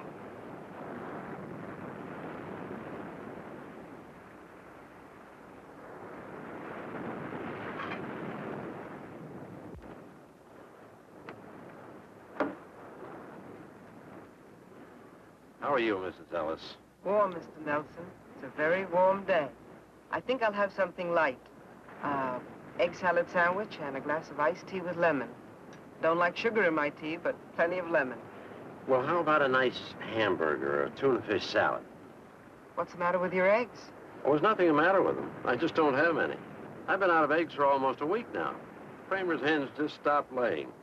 It's a funny thing. Nothing like this ever happened before, except once, about the time of Samuel's boy died. They just up and quit laying. Would you like a tuna fish salad? Just the iced tea. Right.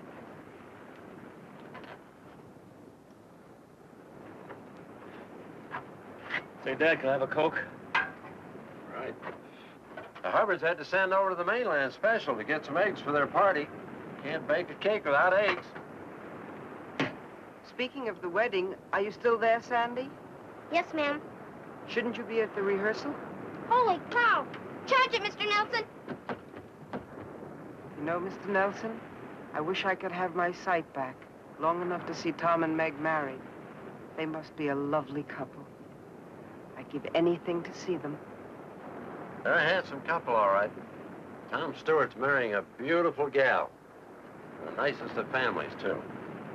Say, Dad, what did you say the handle of the guy getting spliced was? Tom Stewart. Girl's name is Meg Hubbard.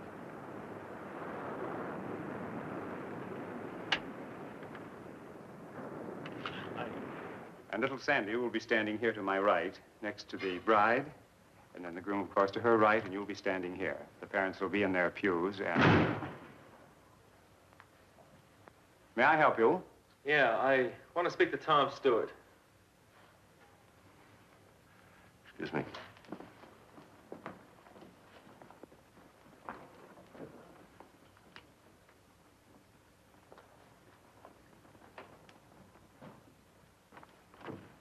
You're interrupting a wedding rehearsal in there. Like I said, Dad, what you do is your business. I mean, it's crazy with me if you want to marry one chick and keep another one on the side for kicks. Wow. But I feel sort of a responsibility, seeing as how I brought your broad over on my tug. See what I mean? What are you driving at? Oh, come on, Dad, don't you know? I gave you the money you're after. What more do you want? Well, it seems that our deal is in line for some renegotiations. Tom, hurry. We're waiting for you. Yeah, go ahead back. We'll pick it up later. Time, I got plenty of. No.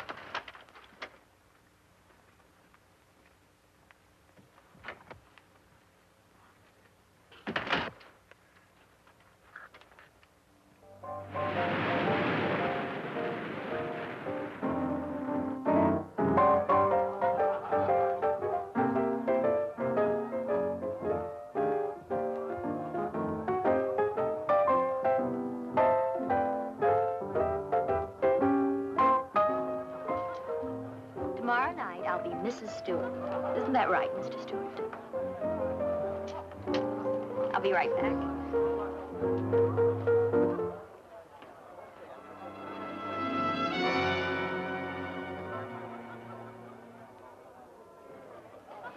Oh, please, Tom. Just one more. Oh, I wanted to get a drink. Yeah, I'll get it for you. Just one more number. I want to show you off.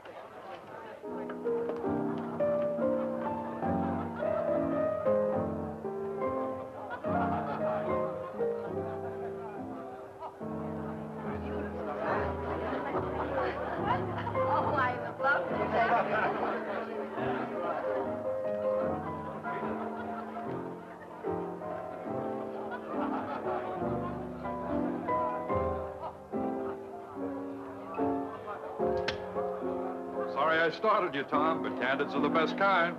I had my mouth open and my eyes closed. This is going to be the worst picture ever made. If you don't like it, I can take another. No. No, this is fine. Are you sure? Yeah, I'm sure. Here, let me look. No. Get a drink.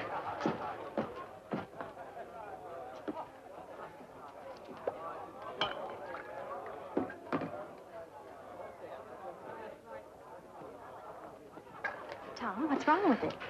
Nothing. It's only a picture. Why are you so upset? I'm not upset. Well, something's bothering you. Is it another girl?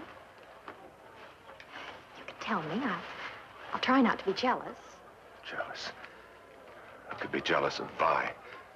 She's dead. She doesn't exist. She's a perfume. She's a footprint. She's a hand. She's a face in a picture.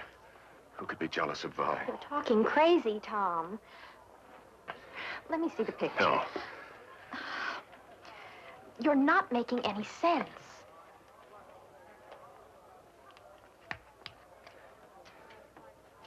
It's her face between the two of us. I don't see anything. Except you and me.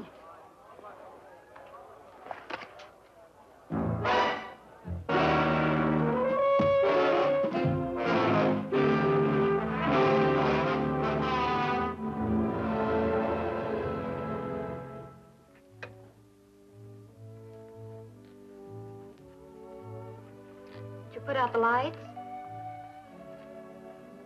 What's the matter?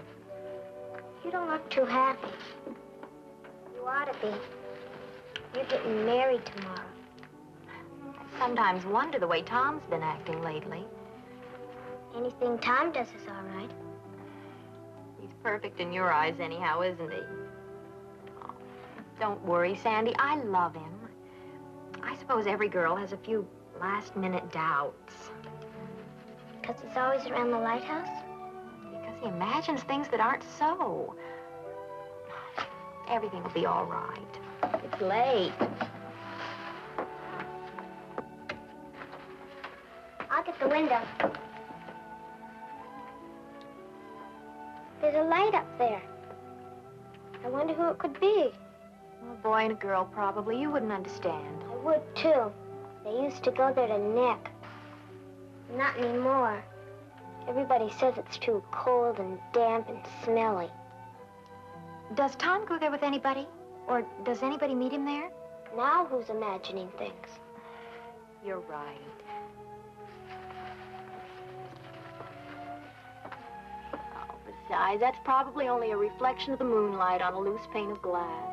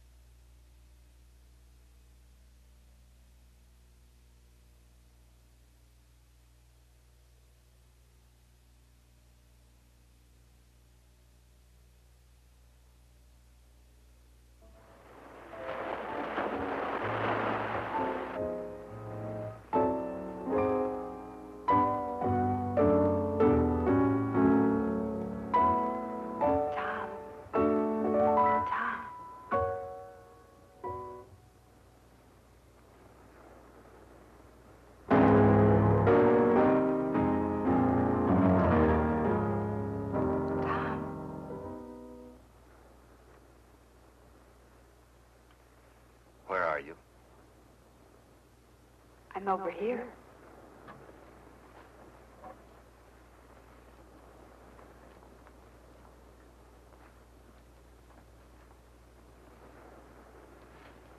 Vi, where?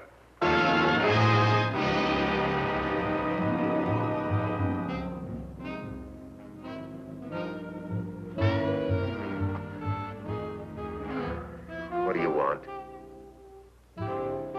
I want you, Tom. I want to save you from your own mistake. My only mistake was in knowing you. And the only way you could correct it was for me to die, wasn't it? It's not my fault you're dead. Isn't it? I couldn't have saved you. Couldn't you? Maybe you can make yourself believe that, but not me. I was there, remember? You had to shut me up so you could marry Meg. You got away with that all right, but now what are you gonna do? I'll never let you marry Meg. You belong to me, Tom. You belong to a ghost. That's the trouble with making one first slip. You have to go from bad to worse to keep it quiet. What would you do if Meg gets wise to you? Stop her the same way you stopped me? I didn't kill you, Vi. I never killed anybody, and I never will. And once I'm married, I'm going to live a very happy, very normal life with Meg and with our friends. And there's really nothing you can do about it. Isn't there? You may have noticed I've found my voice now. I pick things up fast. I'm going to use it to tell the world about you. I told you, Tom, no one will ever have you but me. Stop it, Vi. Try and make me. Tom Stewart killed me. Tom Stewart killed me. Tom Stewart killed me. Tom Stewart killed me.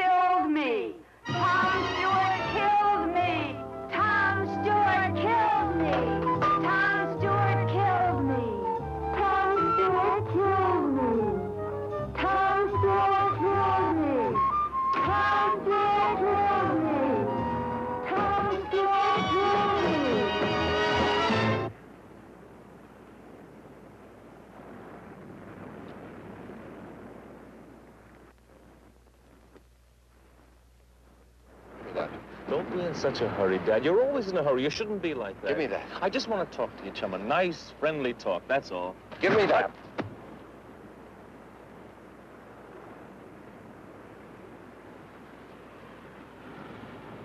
You look sick, Dad. Something's wrong. Look, are you going to talk to me or not? Let's get this thing over with. Just what is it you want? Like I said, Dad, all I want is what's coming to me. You know, the way it looks to me, we should be sort of partners. I help you, and you help me. I bring your playgirl over to the island, and I figure it's worth some sort of service to you to sort of buy something from me. Like a silent service, catch? The word you're reaching for is blackmail. That's not it at all, Dad. We should be sort of pals. I done you a favor, now you can do me one. In other words, if I don't pay you blackmail, you go to my fiancé and expose my life of sin. Is that it? Well, you're saying it rather crude, Dad, but you're getting the idea. But it won't do you any good. I'm not going to pay you one lousy cent. In the first place, I don't know a girl named Vi. And even if I did, it wouldn't do you any good. Because unfortunately, I'm not sharing my cottage with anyone. If it'd make you feel better, you can look for yourself. That's not necessary, Dad, not at all. You see, I already have. Well, then you know she's not here. Well, yes and no. You see, when you were so eager to come up with that 5 spot, I figured you were, well, anxious to keep everything sort of quiet-like. Now, when I find out you're getting spliced to another chick, well, the story's even getting better to read. Now, here comes the part I like the best. I do a little snooping when you're not around. Now, what do you think? You still with me, Dad? Go on. You see, that's the punchline. That's the gimmick. If this doll Vi isn't hiding in your cottage, and she isn't anyplace else on the island, and she never left the island.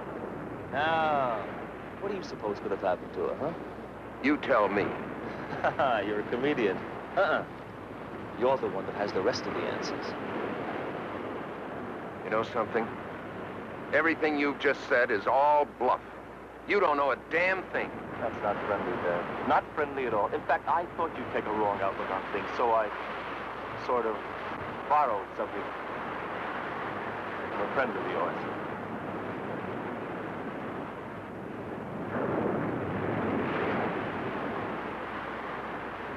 Let's get out of here. I can see that you finally dig me, Dad.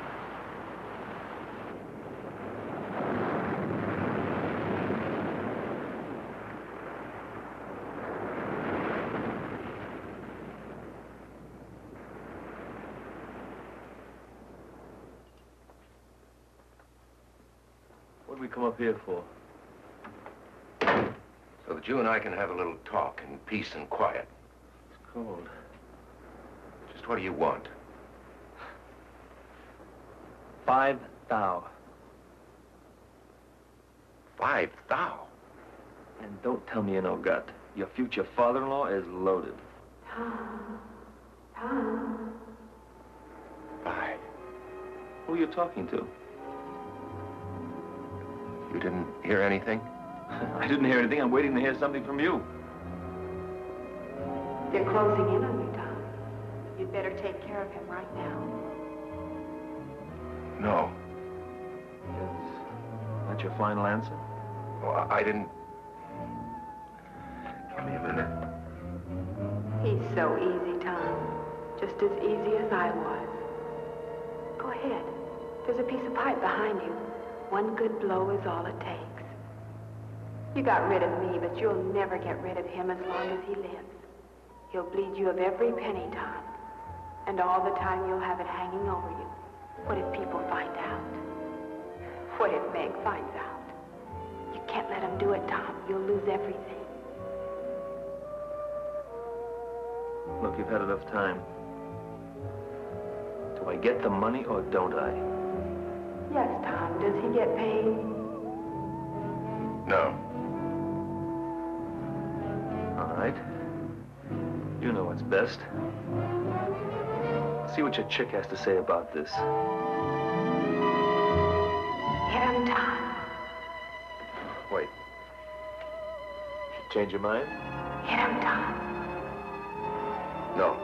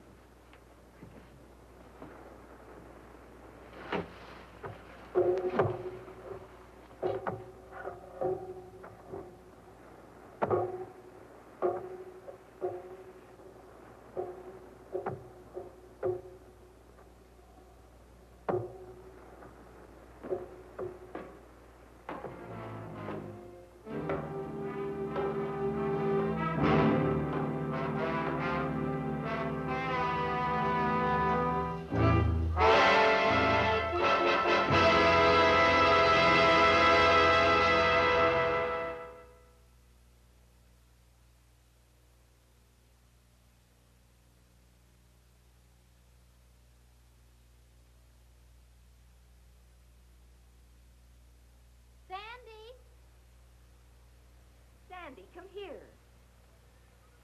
Sandy, did you hear your mother call you? What is it? Drop whatever you're doing and come here at once. All right.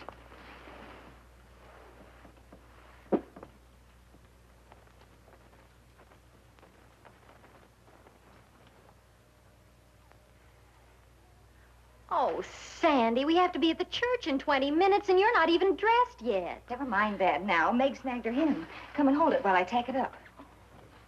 You'll make a lovely wife, Meg. Thanks.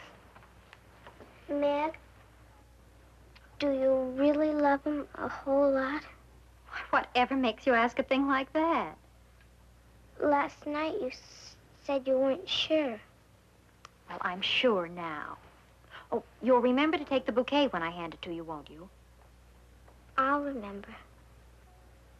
Suppose he'd done something awful bad. The way I feel now, I'd marry him no matter what. Oh, don't forget, you stand close behind me, but not too close. There, that's done. And you, young lady, get into your gown this instant.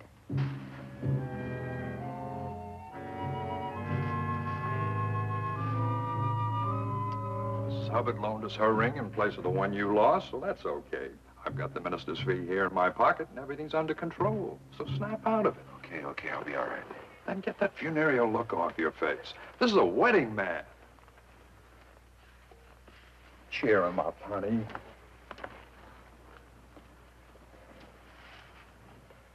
Well, that's a real pretty dress, Sandy. You're really gonna marry my sister, aren't you? Oh, don't feel like that. I can't help it. Suppose you love somebody. Somebody who did something bad. And only you knew. Would you keep it secret? Well, good friends generally try to stand by one another. But what if it were something real bad? Real bad, like what? Murder?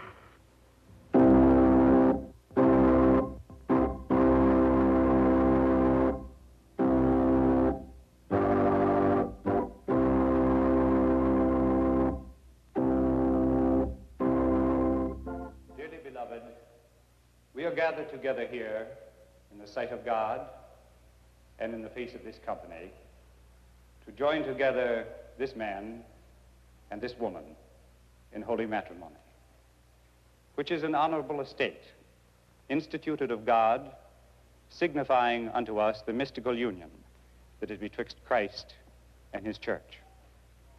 Which holy estate Christ adorned and beautified with his presence and first miracle that he wrought in Cana of Galilee, and is commended of St. Paul to be honorable among all men, and therefore is not by any to be entered into unadvisedly or lightly, but reverently, discreetly, advisedly, soberly, and in the fear of God.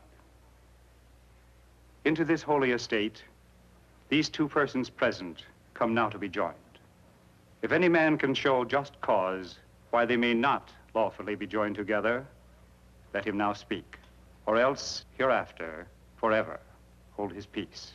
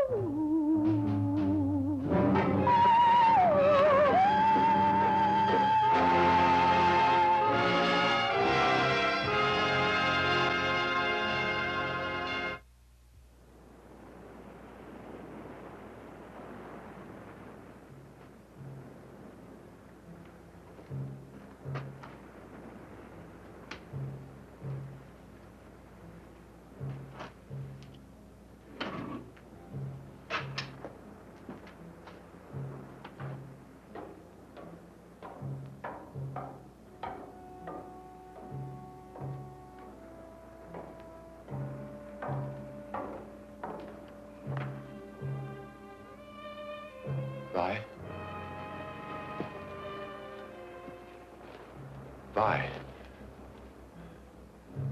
I've come to tell you you've won. I'm sure you're glad to hear that. I'm going away, Vi, and I'm not coming back.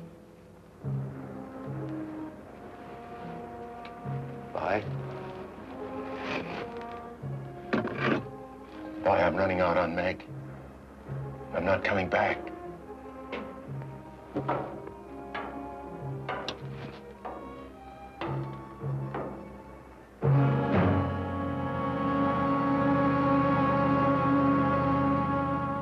Sandy, what are you doing here?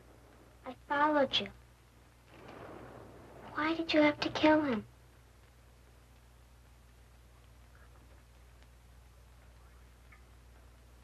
I knew something would happen. I was against the marriage from the beginning.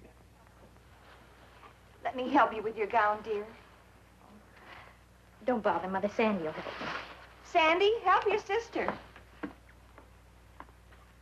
Where is Sandy? I thought you came home ahead of us. Well, if she did, she's not here now. I wish you hadn't seen it, Sandy. Now I'm afraid you'll tell everybody, and I don't know what to do. I won't tell. But how can I be sure of that? Good friends protect each other. But sometimes they can't help themselves. Things leak out. Police hear about it. Do you know what would happen if the police heard about this? I'd go to the gas chamber. Sandy.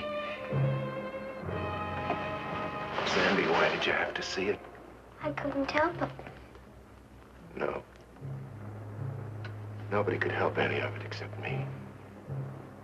I could have saved Vi. I could have put my hand out to her. Instead, I killed her. Sandy.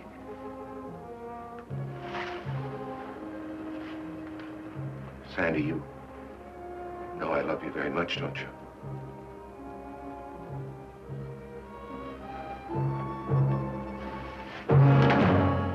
Thank you, Reverend. She isn't there. I can't imagine where she could have gone. Where's Tom? The least he could do is be here when Meg needs him. Can't you leave him alone? There's a light in the lighthouse. Sandy could be there. She talks about the place all the time. Oh, I don't think she'd go there at night, though. We'd better make sure.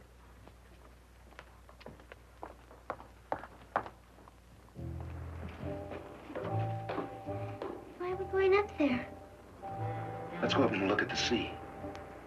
You're not afraid of me, are you? I never used to be. Come on, then.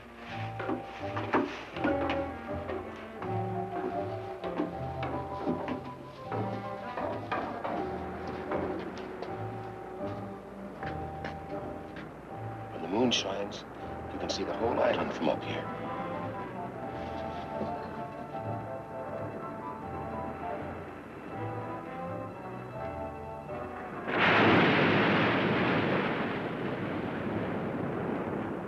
You didn't tell anyone we were coming up here, did you? I didn't tell them anything. Good. Good. Let's go back. You afraid? Yes. Sandy. Sandy, why did you have to see it? Tom. Tom.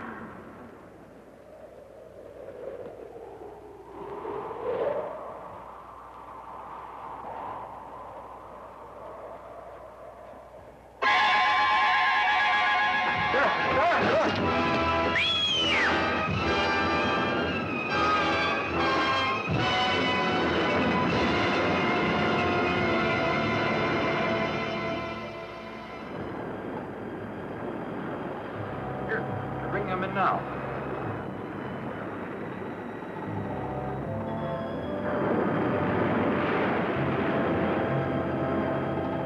Tom, it's a woman.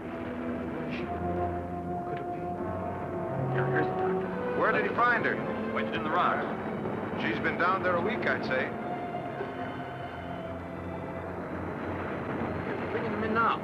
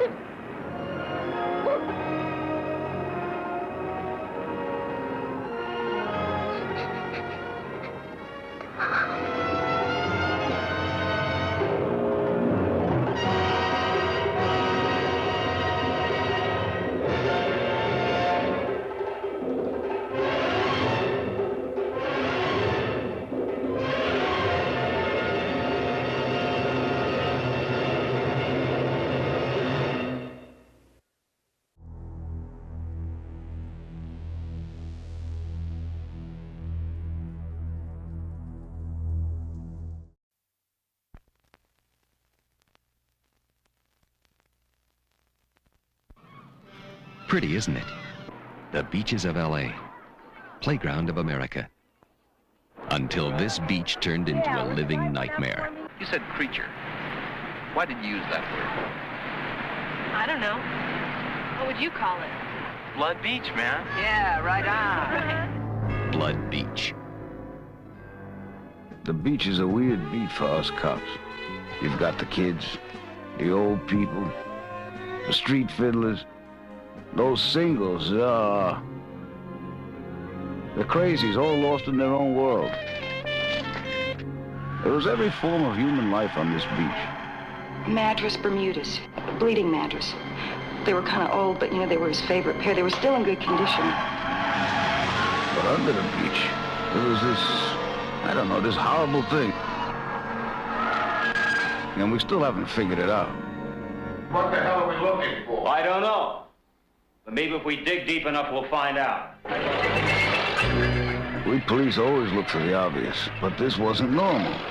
Nah, not even for California.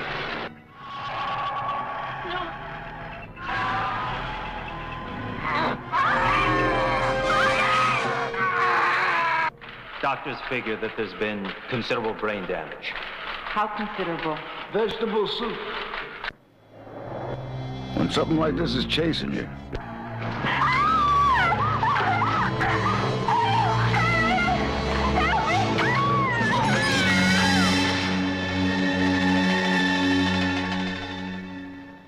If it's human, or even if it's animal, it's got to have a place to go back to. Kind of sad the way things have changed, huh, Mr. Sullivan?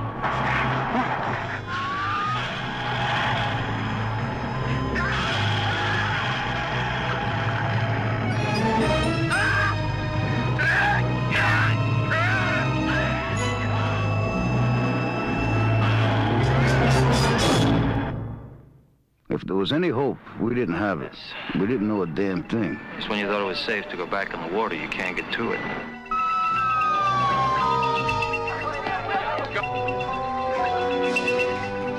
There comes a time when you throw out all the rules and you make your move.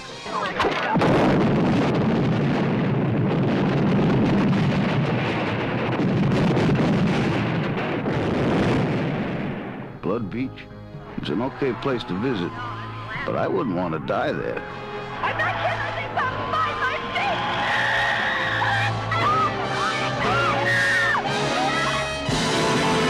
Blood Beach. David Huffman, Mariana Hill, John Saxon, and Burt Young as Lieutenant Boyko. Blood Beach, where the water may be the safest place to be.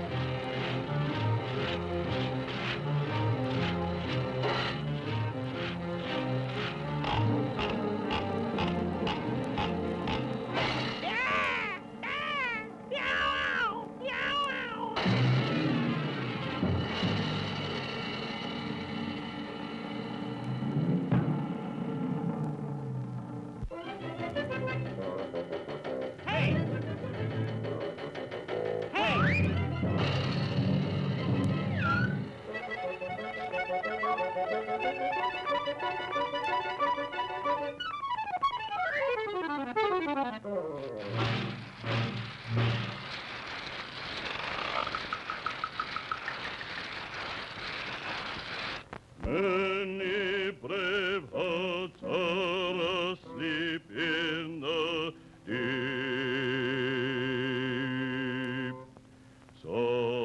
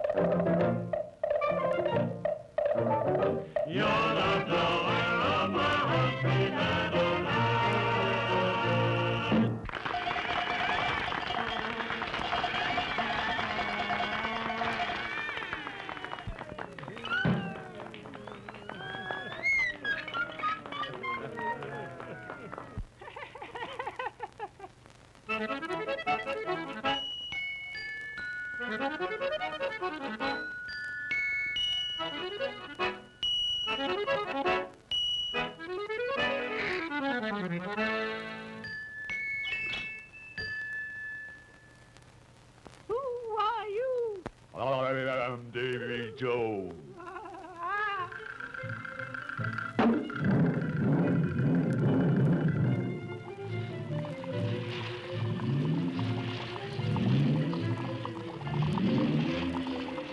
You're the flower of my heart, sweet Caroline, sweet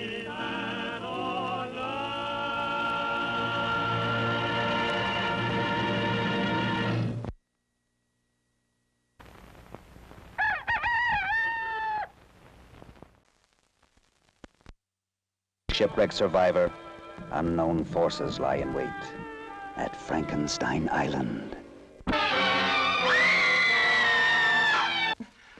What have you done? Why are you in the cell? What have I done? What do I do? I'll show you. Look. It could be a scientific breakthrough. But where would it end? What sacrifice of the psyche would be considered extreme when humans are used for experimentation? Ruthless science finds no limit, no boundary, and all because of the obsessions of one man. Mark, I want you to listen to me.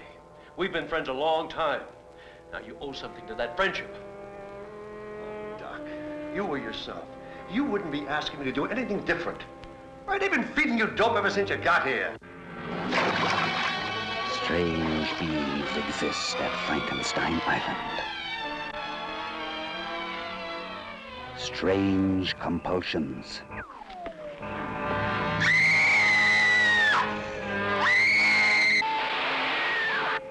A secret lab with 7 million volts of power.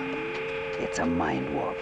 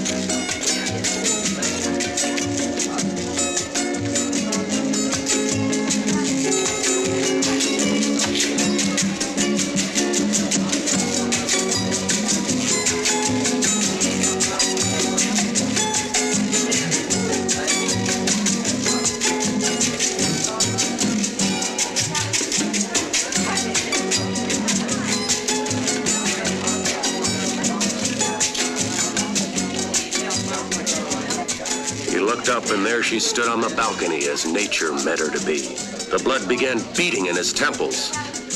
Her eyes were blue, black, gorgeous beads of beautiful ebony. They called, demanded him to come to her. He was up the stairs in a few bounds, and before he knew it, he was standing in her doorway. Well, go on, go on. Where was I? Let's see. Oh, yes. There he stood, framed in the doorway. She was on the bed. Her breath was coming heavy now in short, abrupt bursts. The veins in his throbbing temples were beating as if they would burst. So he picked up the pulsating pail of ice water and dreamily dumped it on her. That's right out of your second novel, Hot Lips. Hey, old buddy. Welcome home. Did you lose all your millions at Monte Carlo? Where have you been? I've been trying to get in touch with you since I came back. Well, to tell you the truth, old buddy, I was holed up in my room all this time working on this, great story. You haven't turned in one word in 3 months. Where is this great story? Oh, up here, old guardian of my mental treasures, up here. Okay, Harry Harris. You've got exactly 30 seconds to get off your can. I've got a job for you. You've got 15 seconds to get up from here. Are you? 5 seconds. Oh, no, there's my husband.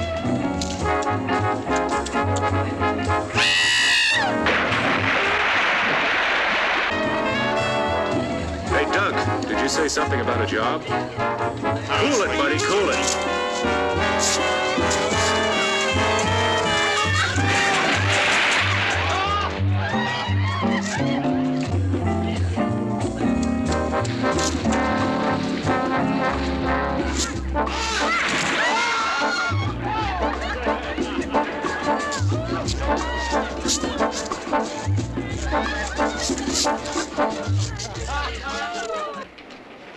Enrico, come. Wait a minute, that's my suitcase and my typewriter. I'll explain later. Look, Doc, wait a minute.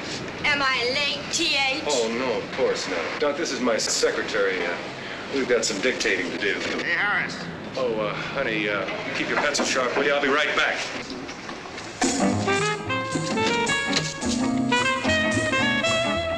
But honey, you don't understand. Sorry, old man, no room, no room.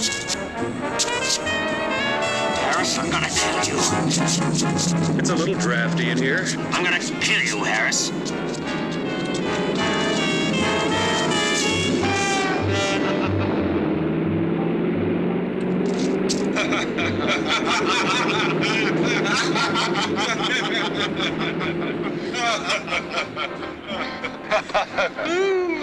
Where to, sir? Straight to the airport, Enrico, and step on it. Wait a minute, what do you mean airport?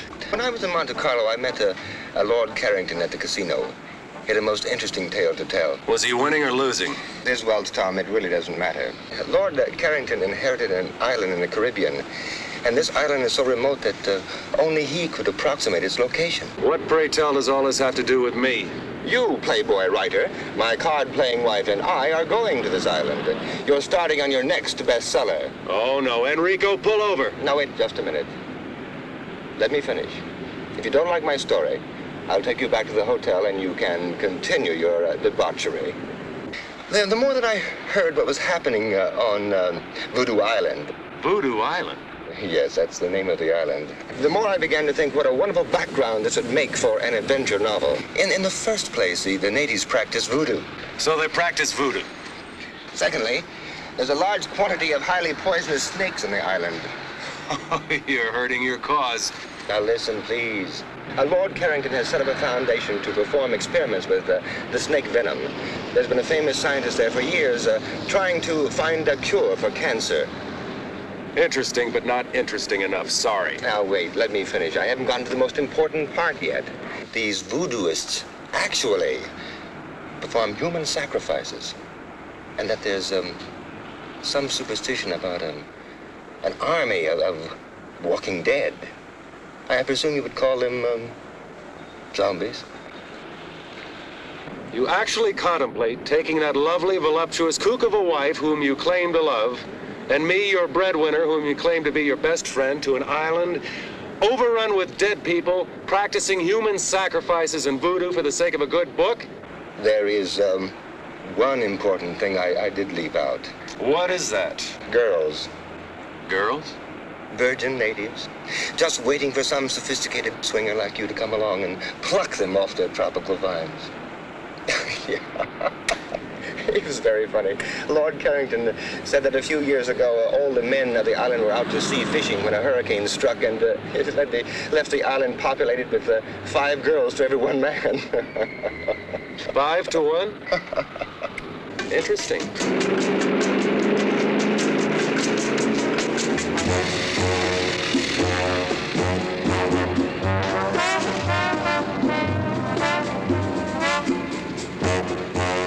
Baby, did you miss me? Oh, Tommy, I longed for your arms, your lips, your...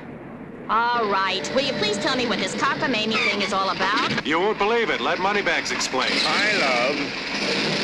All right, okay. What the hell is this all about? Now, Coral, calm down.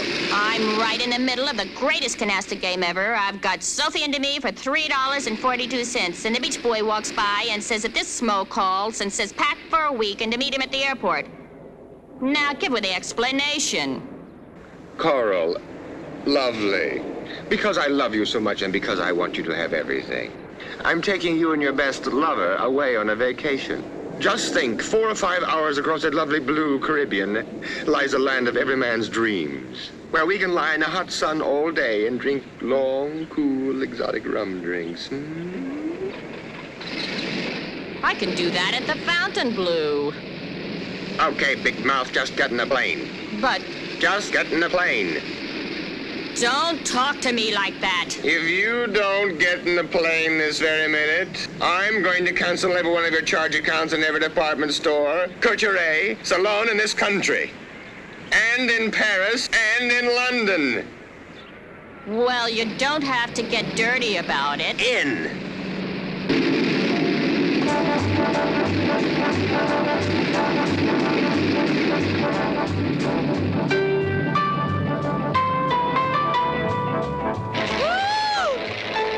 What am I doing up here? I get sick in elevators. Carl.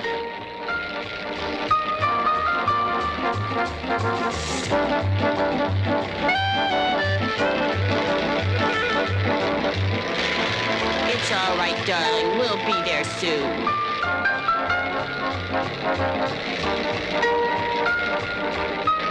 Can you see it?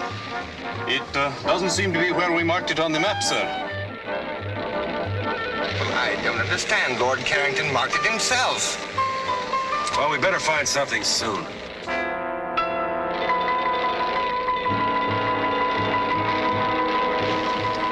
Look. You think you can make it? We'll make a go at it, sir. Well, switch over to the emergency tank. We are on the emergency tank now, sir. Here, let me take over. Maybe I can make the beach.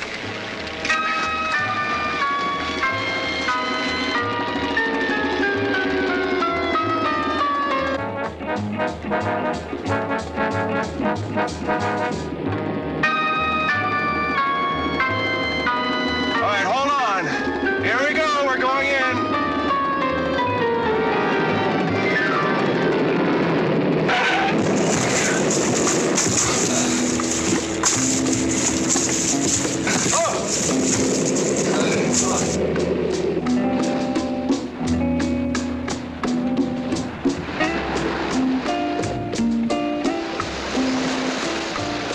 Well, let's see where we are.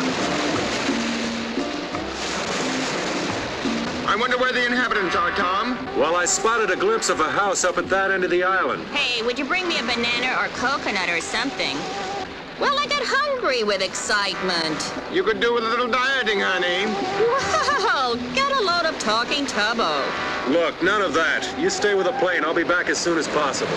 Enrico, you better give me my gun.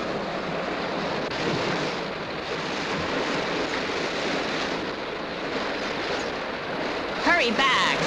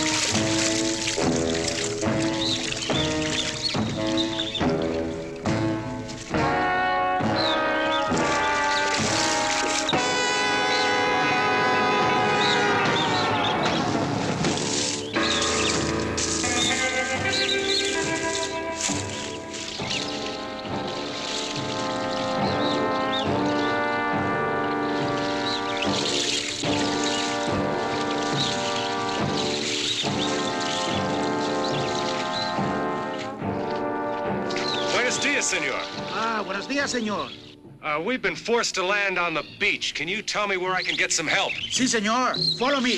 Viene conmigo. Here, let me take those for you.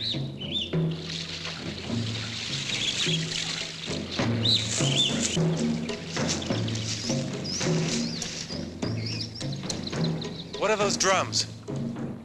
Senor, they are voodoo drums. Desde que ustedes han llegado, en esta noche va a haber un sacrificio. Sacrifice? Sí, un sacrificio por Don Bela Hueda. What's going to be sacrificed? Yo no sé, señor. No puedo hacer más.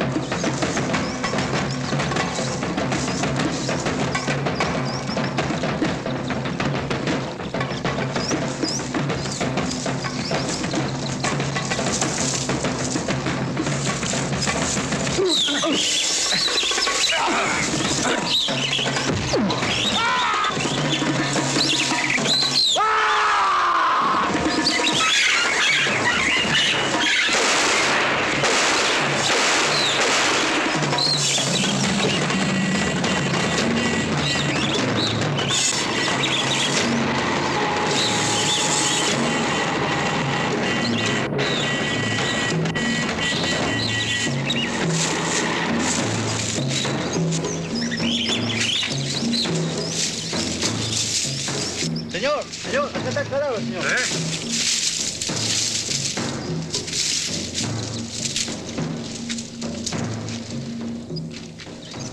Tomás, venga aquí. No. Tú tres, ¿sí? Sí, somos tres.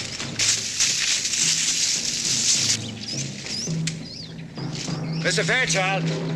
Mr. Fairchild, if you can hear me. Don't be frightened. We're friends. We won't hurt you. Oh, Mr. Fairchild, thank goodness you're all right.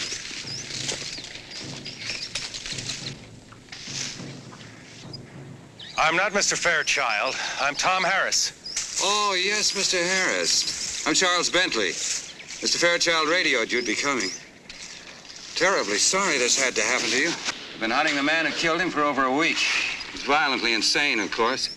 Suddenly went berserk, slaughtered his wife and child, and now this. I hope he didn't hurt you. Not for the want of trying. Tomás, Mario. Tomen esta dirección. He ran in that direction, didn't he? Yes, he went that way. Cuidado. Okay. We have to get to him before his own people do.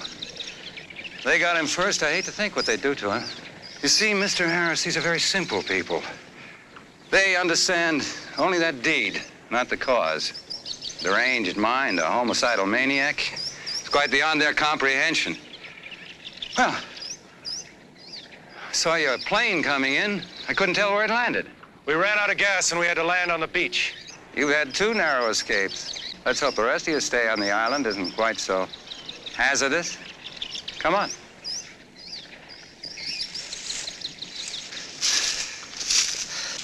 Pablo. Sí, señor. Encierro, que no habla. Sí, señor. ¿Comprende? Sí, señor.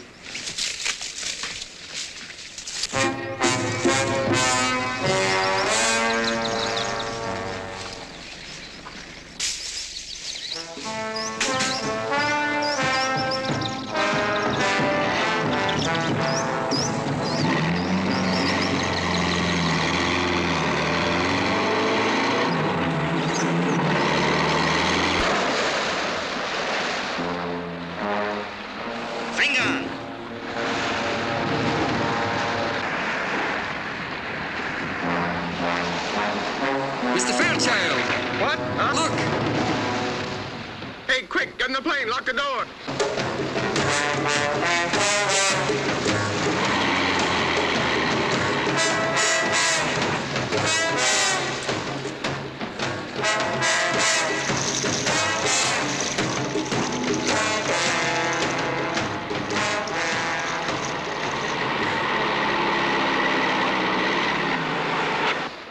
qué vayas aquí, ¿eh?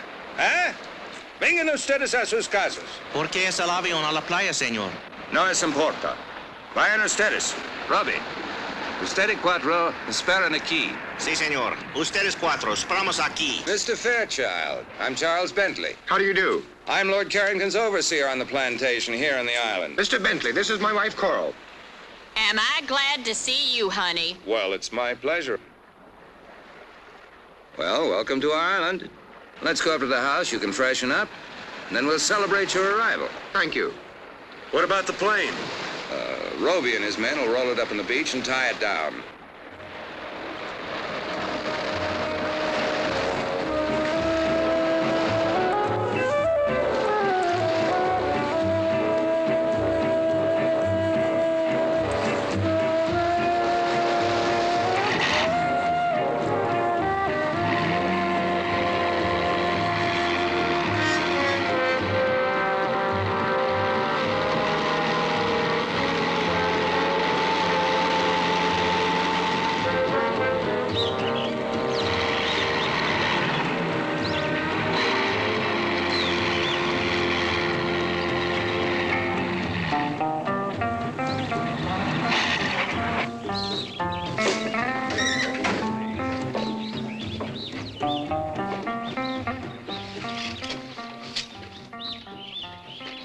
This is Guarita, my housekeeper. Welcome. She'll take good care of you. Thank you, honey. Oh, Mr. Bentley, what a lovely house you have. It's so tropical. Well, come in, come in.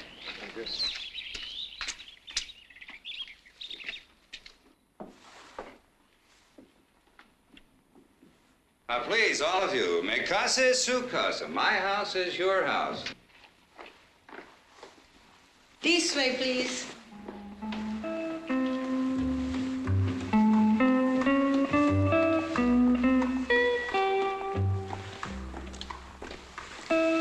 This way, please. All right, come on, honey.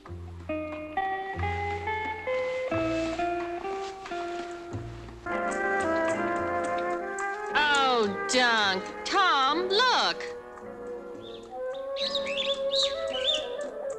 What a glorious tropical sunset. Look, you two, there's something very strange going on in this island. I don't know what it is. But this afternoon when I was coming up to the...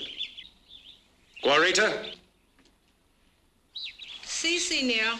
Guarita, is it true there is to be a sacrifice tonight? Sacrifice? Who's sacrificing what? I do not understand, senor. I'll show you to your room. This way, please. We'll talk about this later.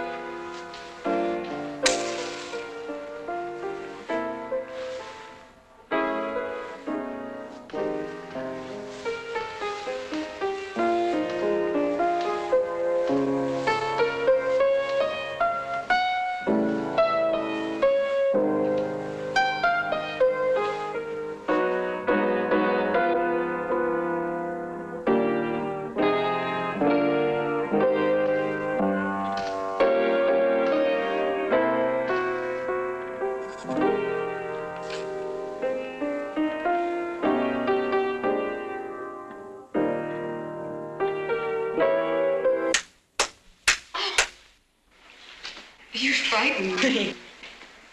Oh, I am sorry.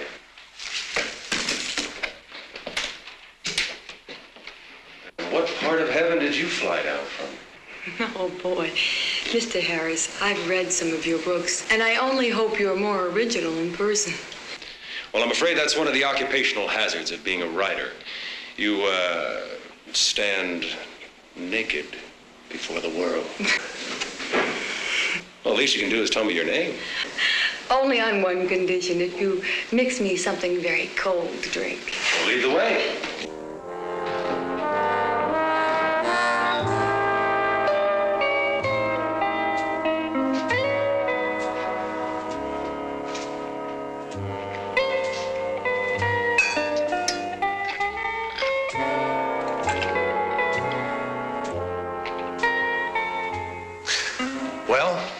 I'm Janine Bilodeau.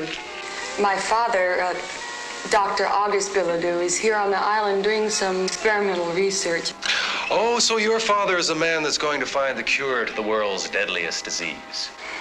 Let us say, Mr. Harris, that my father is doing his very best. He works hard. Too hard, perhaps. Well, here. A salute?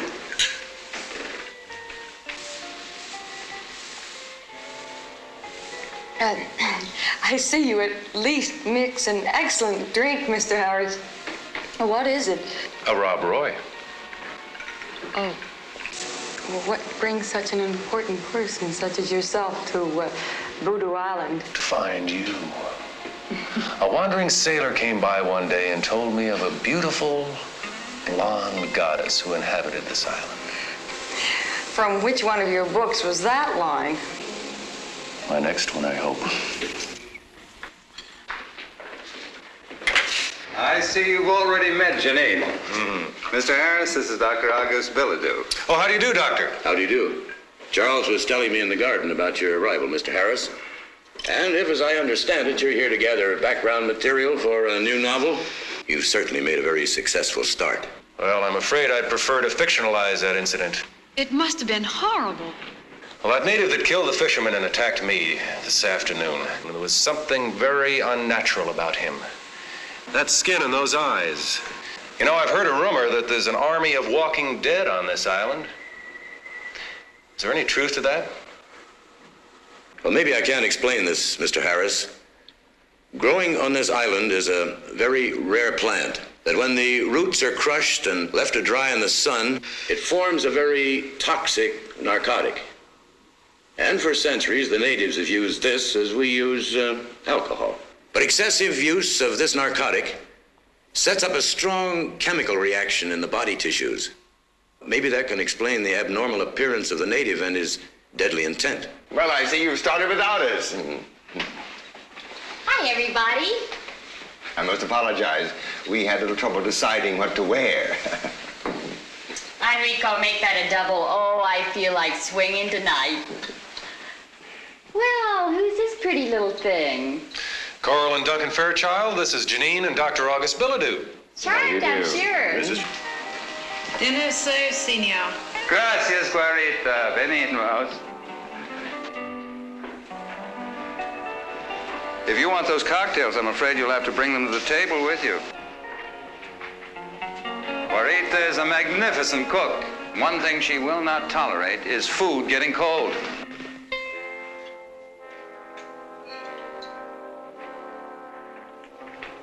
Thank you, honey. Perhaps it's just as well. I have a Beaujolais I'm very proud of. Hard liquor will just dull the palate.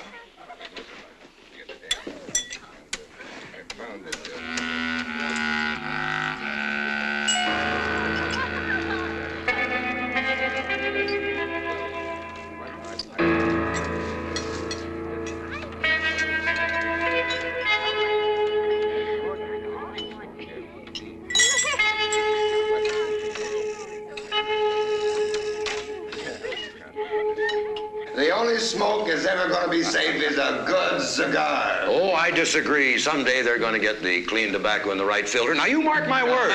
Gentlemen, shall we continue this in the other room? That's a very good idea. Very good. Oh, that was fine. Now, Mr. Harris, what do you think of our island now? Oh, it's beautiful. Almost unreal. What are those drums? That fisherman told me this afternoon that there would be a sacrifice tonight. Sacrifice? Nonsense. Well, in your cosmopolitan cities, when you want to enjoy yourself, you go to a nightclub. Even in your small towns, you have bars and movies and dances. Well, here on the island, when the natives want to have fun, they beat on drums and dance. Well, why do they call this island Voodoo Island? Any voodoo that's practiced on this island today is quite harmless, I assure you. Oh, really? Mr. Bentley, I noticed that you had quite an interesting library, and especially the section on local religions and customs. Oh, yes, that's one of my hobbies. I was wondering if you minded if I browsed around a while. Not at all. Help yourself anytime. Thank you very much. Well, you'll excuse me. I'm afraid I have to be in the fields rather early in the morning. And I to my laboratory. Oh, Doctor, I was wondering if you allowed outside observers to enter your domain. I'd like very much to see your laboratory. Well, maybe in the morning, after I've finished my rounds, I could give you all a tour of the island. I would like that very much. Well, good night. Good night. Anyone for a nightcap, huh? Not for me. I feel slightly dizzy as it is. I'm game if you are, honey. Okay, cutie.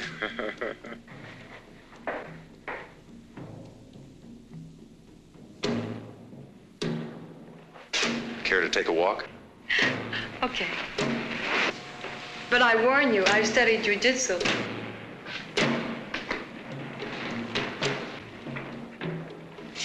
You two care to come? Now, wouldn't you hate us if we did? No, we're just going to stay here and get loaded. Doug, don't you feel tired or something? Carl.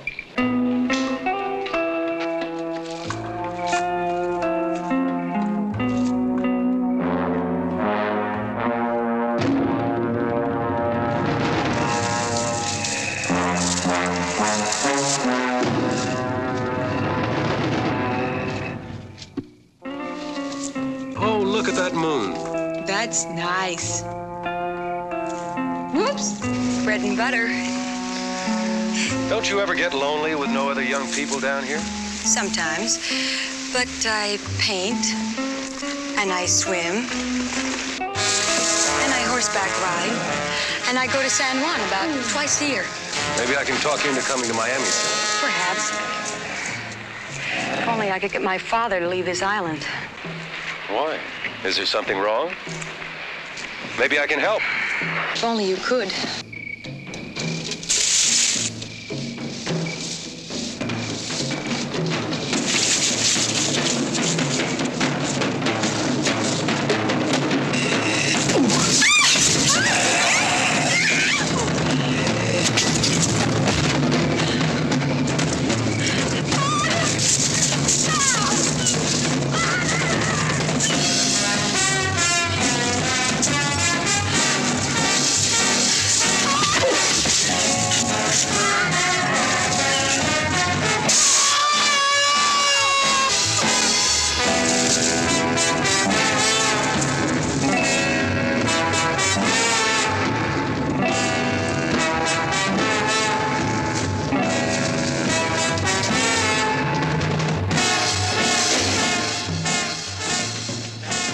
Good Lord, what happened to you?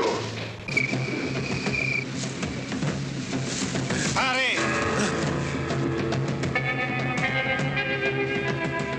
Vengan.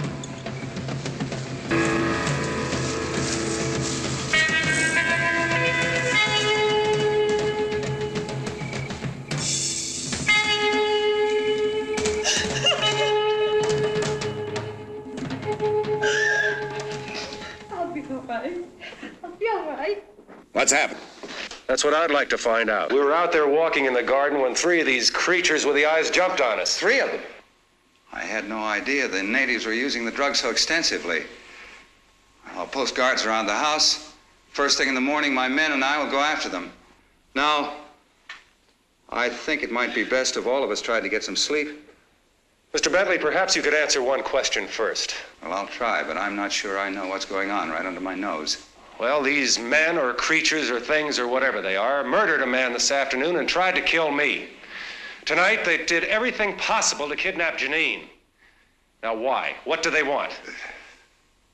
Mr. and Mrs. Fairchild, would you take Janine upstairs, please? Certainly. Come along, darling.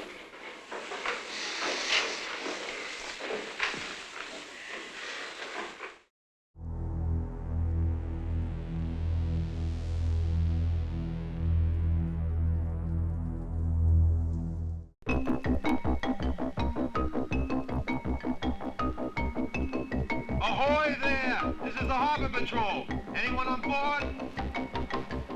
Yes, she looks abandoned.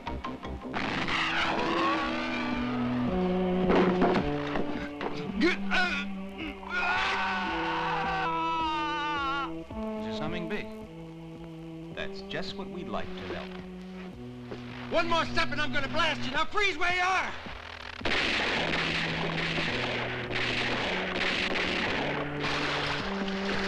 Yes, it's my father's boat. And how long since you last spoke to him? Well, we have to go to Matul. We're trying to locate Anne's father. She hasn't heard from him for some time. That's not a cool place to hit. Natives claim it's cursed. They avoid it like the plague.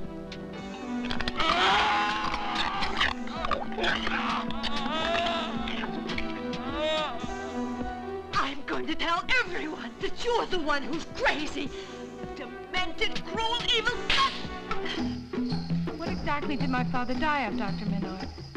And the boat's crew, what happened to them? What's about the dead coming back to life again and having to be killed a second time?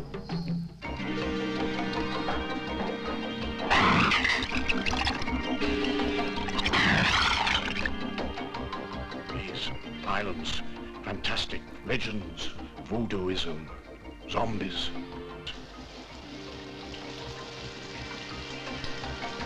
Voodoo's just superstitious horseshit. Now, whatever it is, it makes the dead stand up and walk. I've seen it with my own eyes.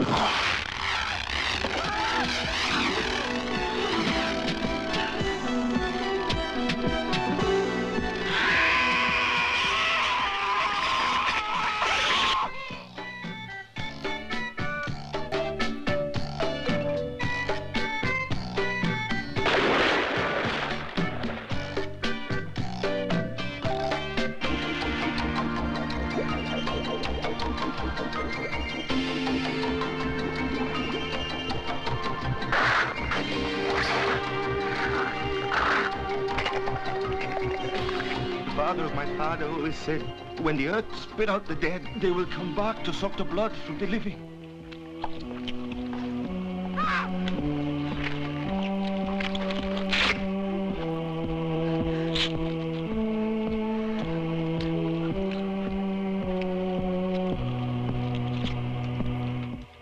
I'm so scared we're not gonna make it off this island.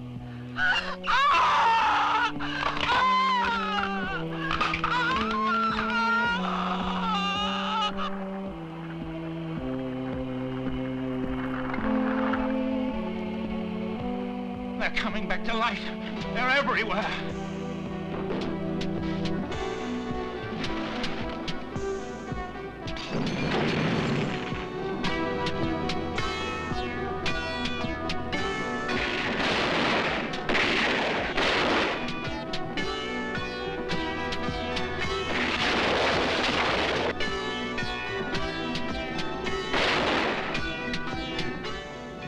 Whatever it is, it makes the dead stand up and walk.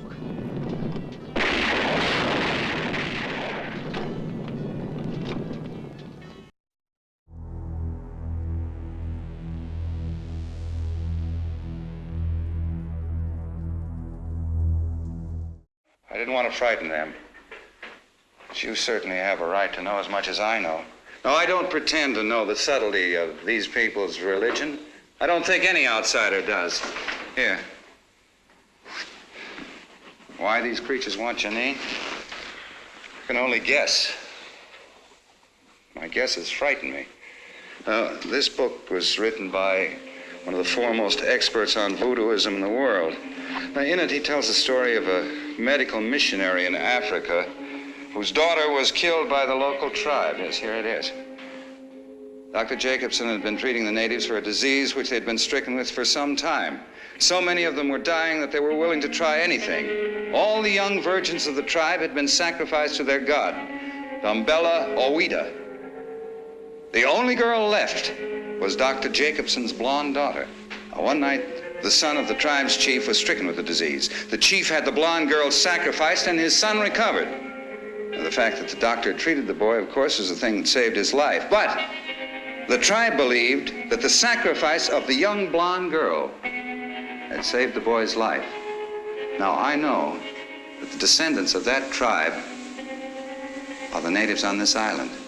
They were brought here by the slave traders centuries ago. You mean to tell me that the natives on this island today still believe they can avoid a catastrophe by sacrificing a young blonde virgin, in this case Janine? It seems to fit.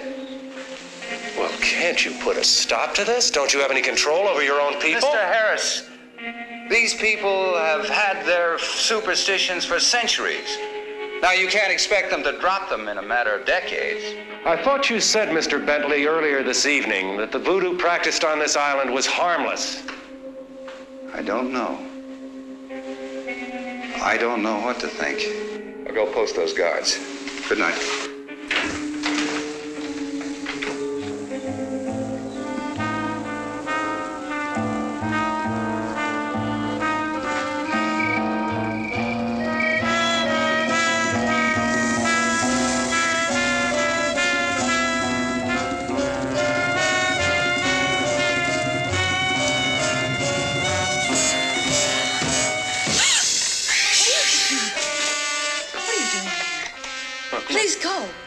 Look, I'm sorry. I didn't mean to frighten you, but I have to talk to you.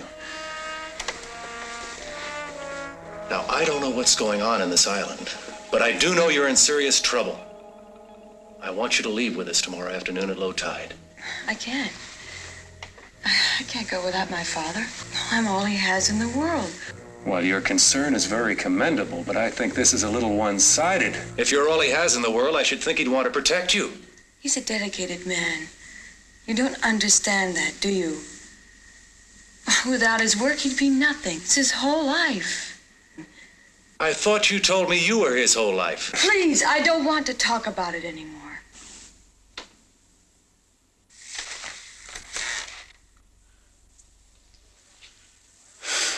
I don't know why I'm getting involved in something that's none of my business.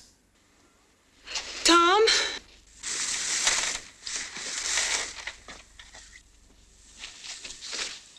I'm sorry. I realize you're just trying to help.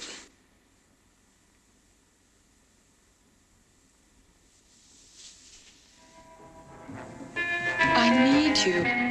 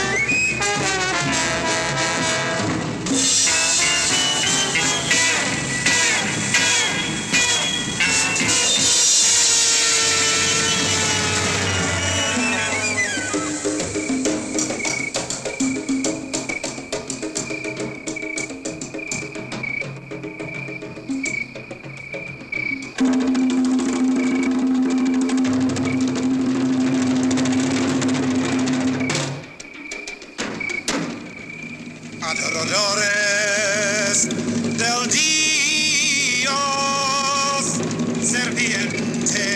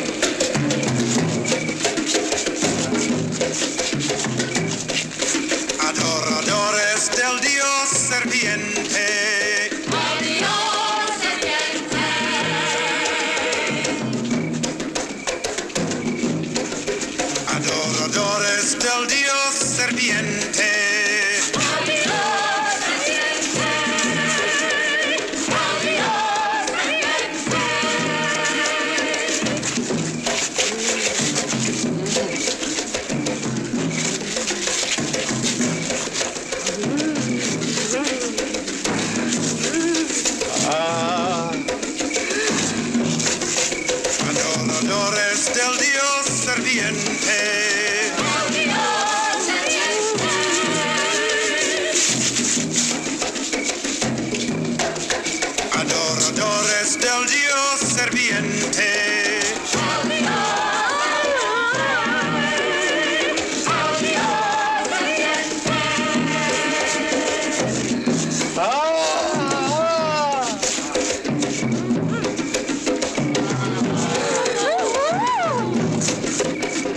Adoradores del Dios serviente.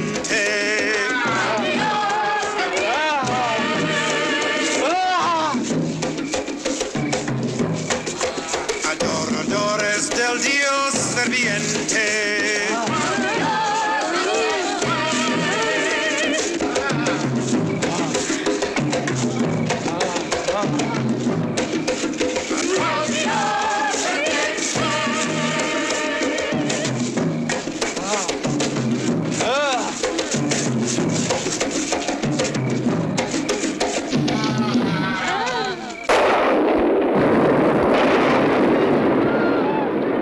La maldición non está rota.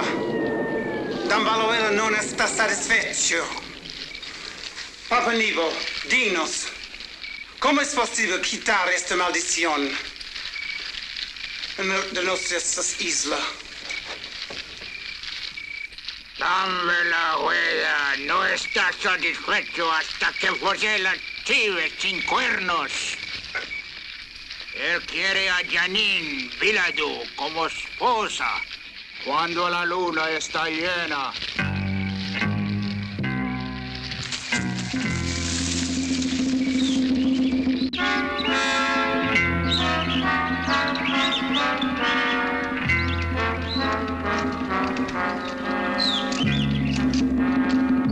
Gracias, Fernando.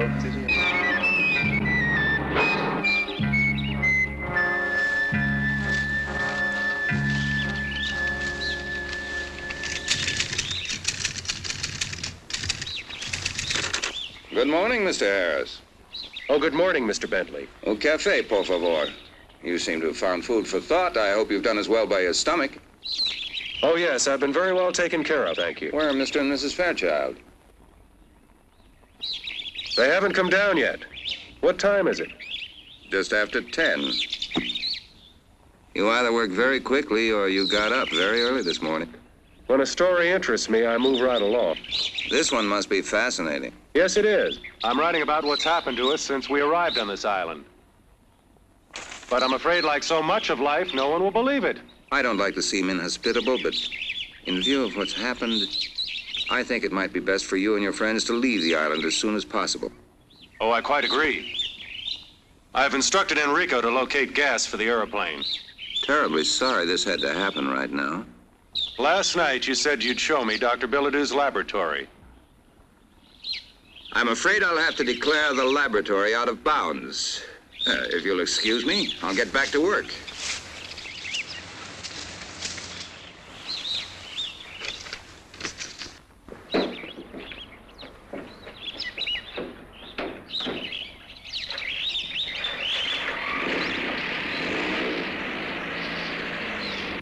Good morning, Tom. Coffee, please. Morning, Dunk. Well, well, good morning, lover. Hi, sweetie pie. Look, Dunk, your genius has been working.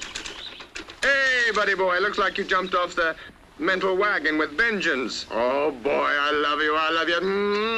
Hey, lay off. You'll get the paper all soggy. If you're gonna wear that, I can't stay around here. You're sweet, honey.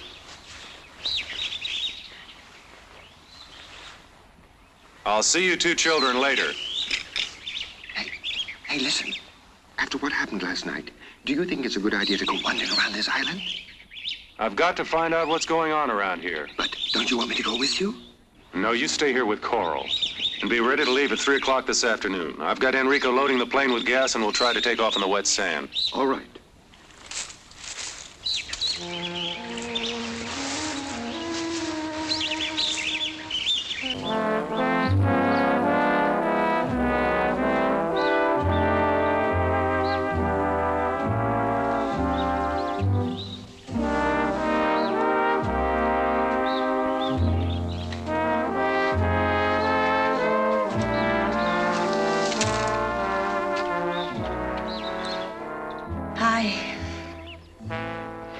Sleepyhead, do you know what time it is?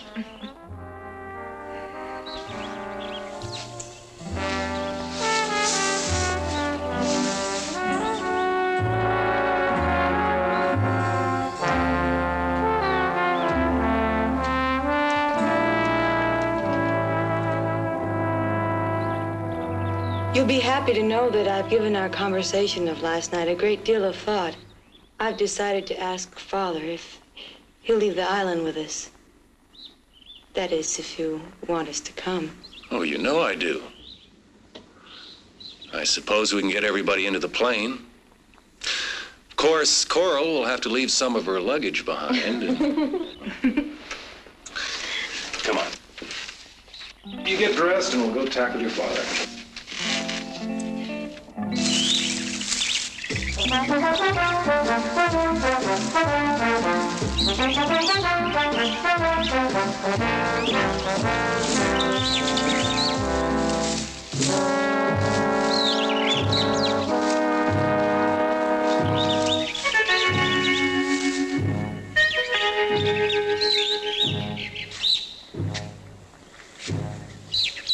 What is this place?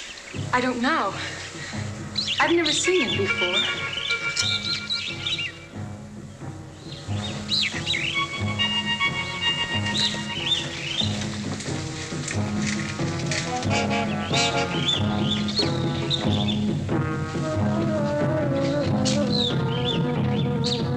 These are symbols that are used in voodoo sacrificial rites.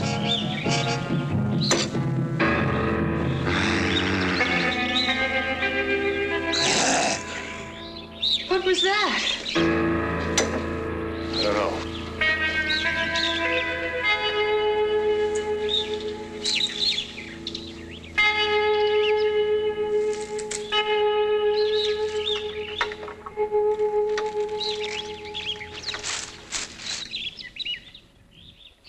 I can't see a thing. Like this.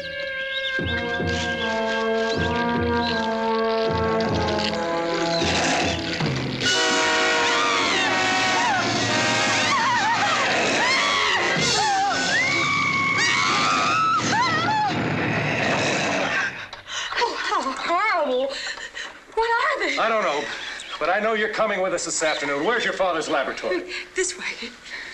Come on. This is it. This is your father's lab? Yes. During the war, the Navy built a gun emplacement in the cliffs to protect the bay. Well, my father built it over into his lab. Come on. Hurry.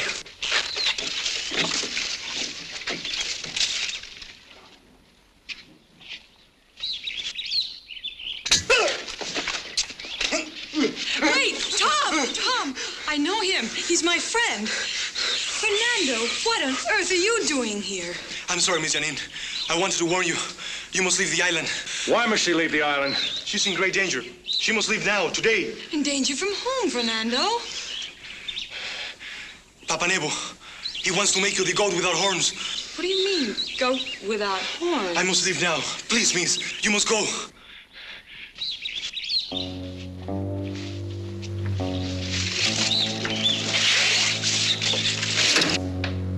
What's in here? I don't know.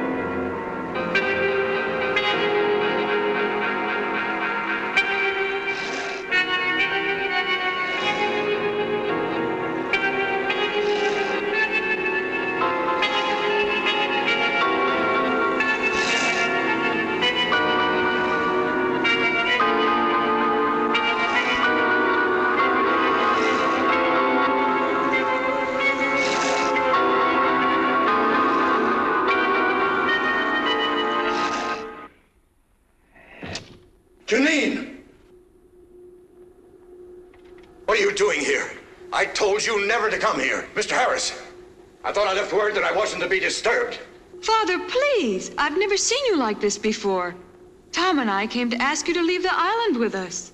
You've been wanting to leave for a long time. Now's your chance. Come with us, Doctor. I have reason to believe your daughter will be in serious trouble if you stay on here. Please, leave at once.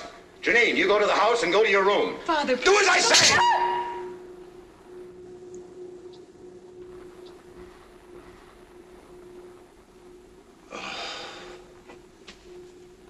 It's too late. Why? Believe me, it is too late. I know I was very selfish in wanting to keep you here with me. Mr. Harris, I'd appreciate it if you took Janine with you. Of course, but what's going on in here? What are you people up to? It's best that you don't know. There's nothing anyone can do. I think you'd better go now. Father, please. Please come with us. I can't leave without you. Goodbye, baby. It's late. We're going to have to leave if we're going to catch that tide. No. No, Tom, I'm not leaving. Father! No!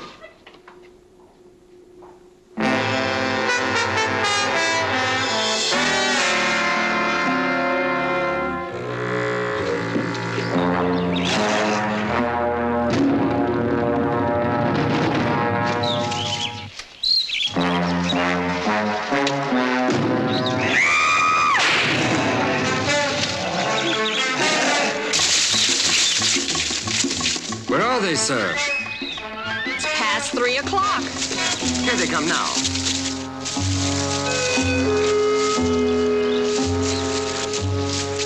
You girls stay here. Enrico, Doug, come with me. Come on, let's get this thing airborne.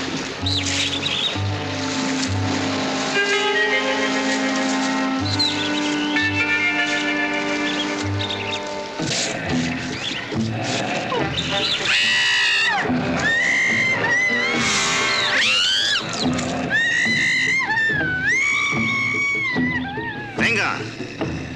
Los matan.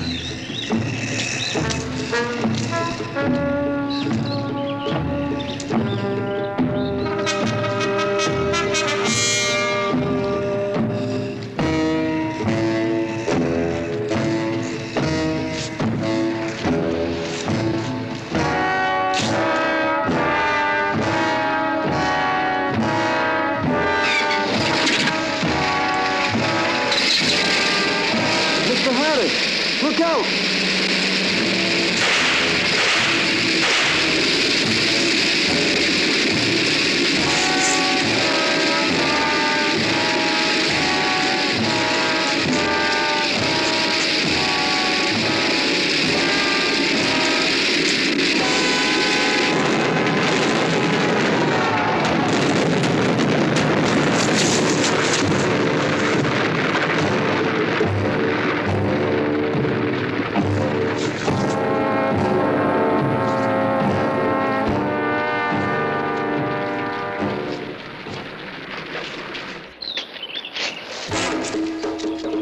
Más rápidos, más rápidos.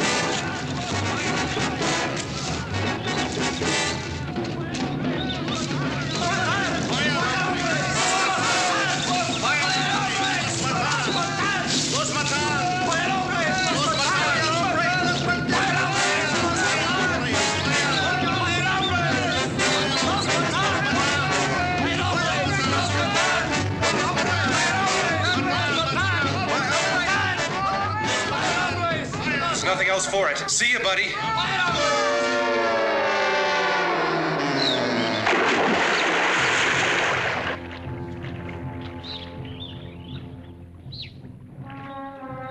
No, no.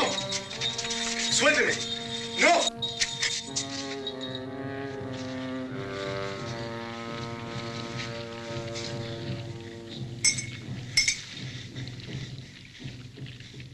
No, no, no, no, Papá Nebo, por favor, no me hagas eso. Haré cualquier cosa. Aguántalo.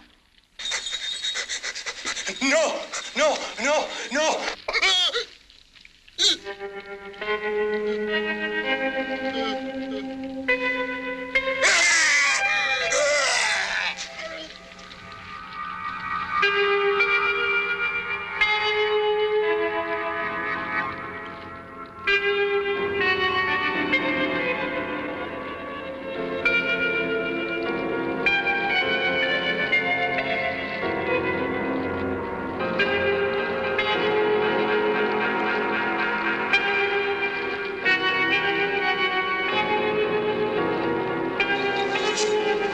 Llévanlo a la casa de la muerte.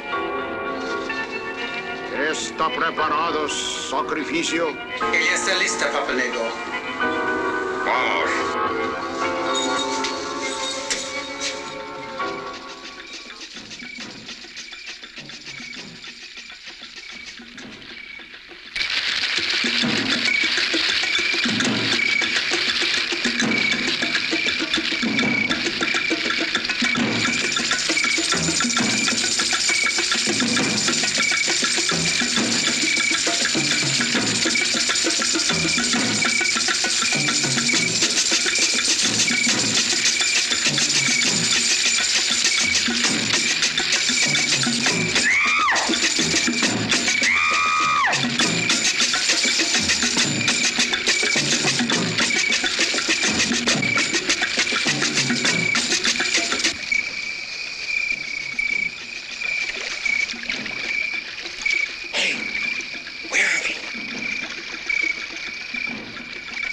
Where'd that boat come from?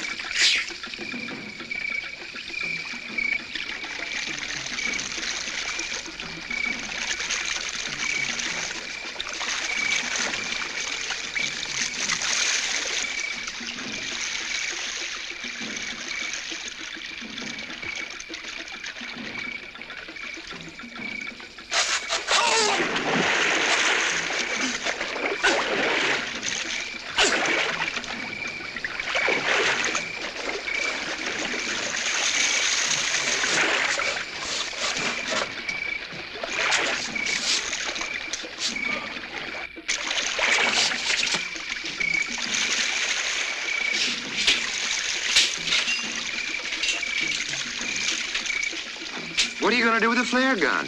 I don't know, but it's better than nothing.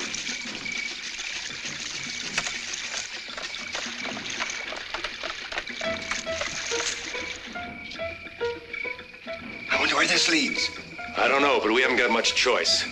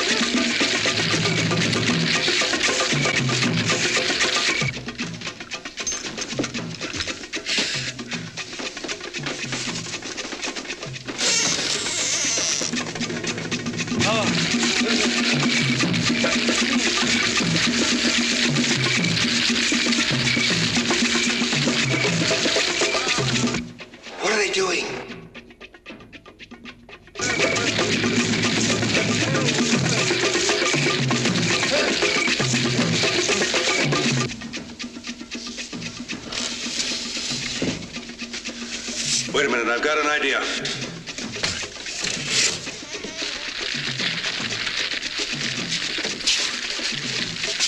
Put these on.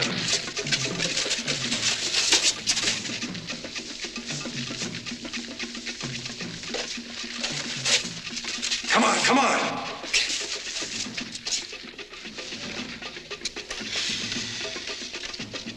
Look, comedian, put it on.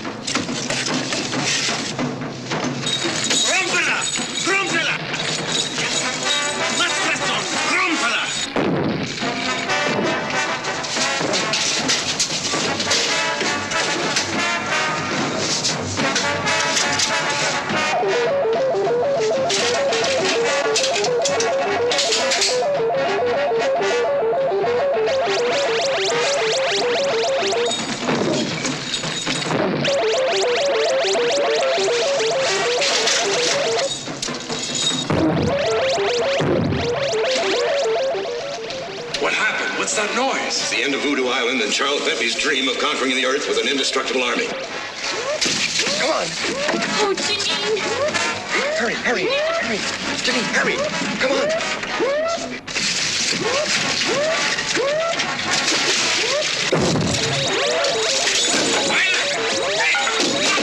Venga, hombre.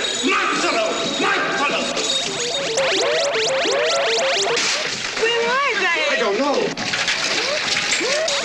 Ándale, más rápido, más rápido. Pass off that line.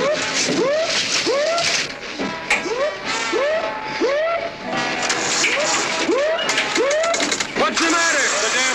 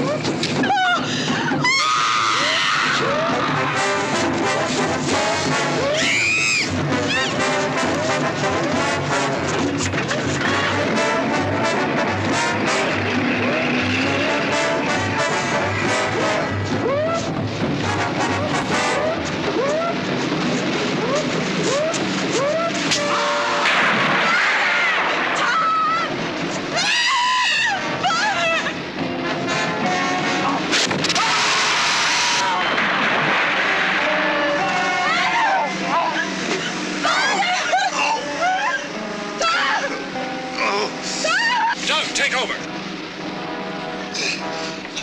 Please don't touch it.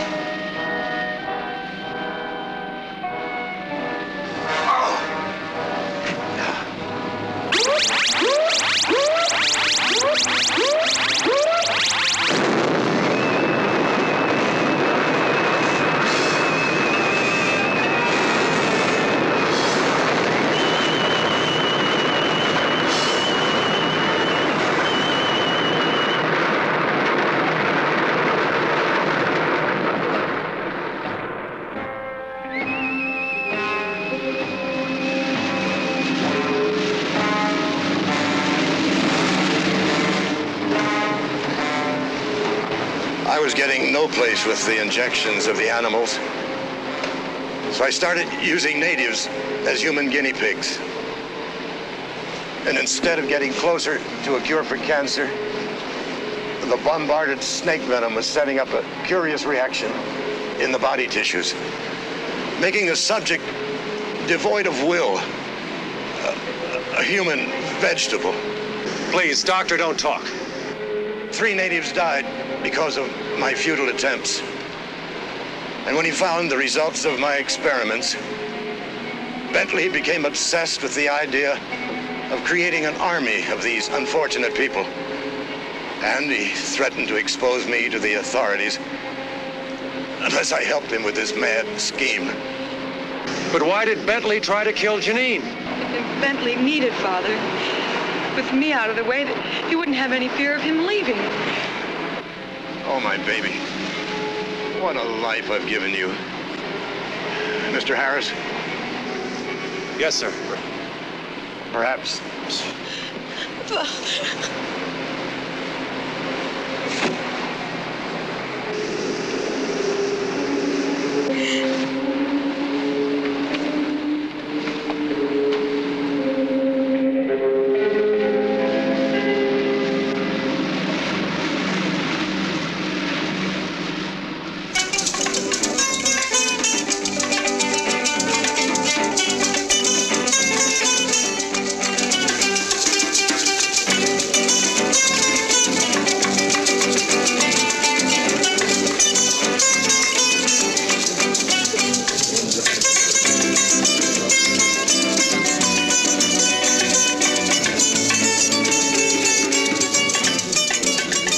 He reached the top of the trellis which led to her bedroom, and cautiously he peeked inside. There she was on the bed, naked, her bedclothes thrown off because of the heat. His heart stopped at her magnificence. He climbed through the window and stood there looking at her. Slowly she stirred in her sleep. Slowly her eyes began to open, and they looked at each other. At that rare moment they knew they must have each other. He stripped off his clothes and was about to go to her when... Oh, you. Oh, hi. You. Oh!